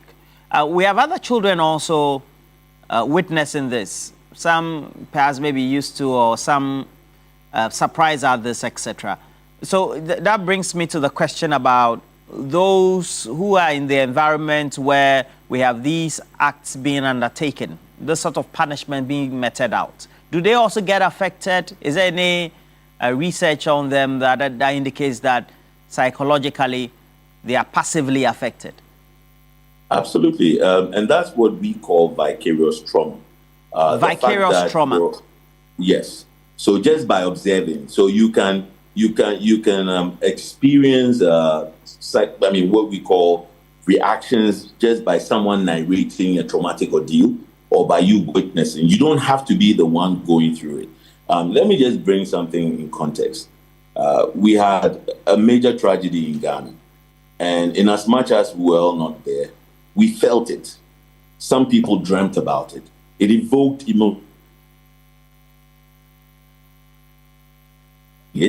You don't have to be the one going through it, but you can experience it simply because somebody told you or that you witnessed it. So yes, that's a secondary trauma for people also. All right, thank you very much, Dr. Asafo. Dr. Seth Asafo is a lecturer at the University of Ghana Medical School and also a clinical psychologist helping us. He's, with the Department of Psychiatry at Medical School and helps in media discourse on such subject matters. And we're grateful to you, Dr. Asafo. But we also have to tell you that if you want to look smart and fashionable, make sure you visit a Woodin boutique nationwide. You have to do that today because Woodin is offering amazing collection of authentic African fabrics, all ready to wear, all coming in beautiful designs and colors for men and women. With Woodin, you get to be creative. You also get to be versatile with your designs. And then you also get to be confident and show off how truly African you are when you get to wear Woodin. So go to any Woodin boutique near you today. Get to choose from their variety of trendy products, all meant to complement your stuff. Follow them on social media. They're available. Go search for Woodin Fashion. Whether it's Instagram, TikTok, among many others, they're always available. And the gods are not to blame. One of the main actors in there is Nasha. She's here now. The gods are not to blame. Roland, I should cast you next time. Please, let's do it. You would play the baby that was sacrificed. All right, if it's your birthday today, we're wishing you a very happy birthday. Special love going out to you. You cast me as a baby. Yeah, the baby who was sacrificed. All right. Well, special birthday shouts to Beatrice Annan of the NDC. That was yesterday. The communications team member. It was yesterday. Yeah, so I'm seeing her trending all over social media this morning. Yesterday. Well, belated birthday wishes then. All right. Now, if you cashed out this morning with us, congratulations. You're about to win 1,000 Ghana cedis. Here goes. If your Telecel or MTN number is 02569113 ****. Please check your Momo wallet. You received 1,000 Ghana cedis from us. Now let's see our birthday celebrants for today. Special birthday shouts going out to Andrew Kando Adote, actor extraordinaire, stage actor extraordinaire, voiceover artist extraordinaire. And a very special happy birthday to Naikwao Abekwe. God richly bless you with long life, good health, endless joy, and prosperity. Thank you for being a wonderful father. From the entire family going out to you, sir. Naikwao Abekwe. Happy birthday, sir. Your Royal Majesty, clad in very royal regalia. Your Royal Majesty, we're wishing you a very happy birthday. All right, Lady Sedi Abu, wishing you long life and prosperity from your husband, Michael Parkwesi Edu, to you, Lady Sedi. Oh, Lady Sedi. Go back. The reverse key is not working. There are some stubborn people there. Jokobed, Elolo, Abomegan, Elolo. I love the name Elolo. What does it mean, Elolo? It's big. It's big. Yeah. We wish you God's divine protection and all of the joy that you can think of. From mommy and daddy to you, Elolo. And to Philomena Ikua Ade, God bless you. Happy birthday from Evans. Gillat, Madek, Uncle Bill. Uncle Bill. God bless your new age from your dad, DCOP George. Uncle Bill, retired, and the family. Patience Eko, Ebusuapa. God bless you. Happy birthday. Dickness gift to Nuama from your children. Bevelyn and Brian Ankara to you. This Dickness has swagger. Cat Keys Chief Inspector William Afedo from your wife and children. Happy birthday to you, sir. Mrs. Beatrice Anane Asamoah, lecturer KTU from all your Gimpa colleagues. I like your sunglasses, ma'am. Very I like nice. The kimono, almost like yours. Yeah, that's true. Ignatius, wishing you success and God's blessings from Bernard Garcia to you. Charlie, this photo shoot today, Bernard Garcia. You see this pose next year. Your photo shoot. Go back, make us see that pose. So next year I go do them. It's gone elsewhere. It means you look elsewhere. Apostle Dr. Gift Sira, founder of EKGIM Ministry International. Happy birthday to you, sir. Alice Agnes Amwa of Kumasi, God bless you. Happy birthday. Manuel Nuama, happy birthday to you, sir. Also going out to you, Delphine Asabia Kitchen. Hey, all right. Have a wonderful day. Happy birthday to you, ma'am, from Lesotho. Paul Mensah, happy birthday to you. God bless you. All right. That's our final birthday. Did you do Paul Mensah? Paul Mensah, yes. Of the after. He was holding wine glass. You didn't do it. We saw. Well, we did. We did. All right. 2026 is a year to travel, to explore, to experience more. And so Travel Wings Travel and Tours, in partnership with Media General, invites all of you to come experience the very best of Malaysia and Singapore in April.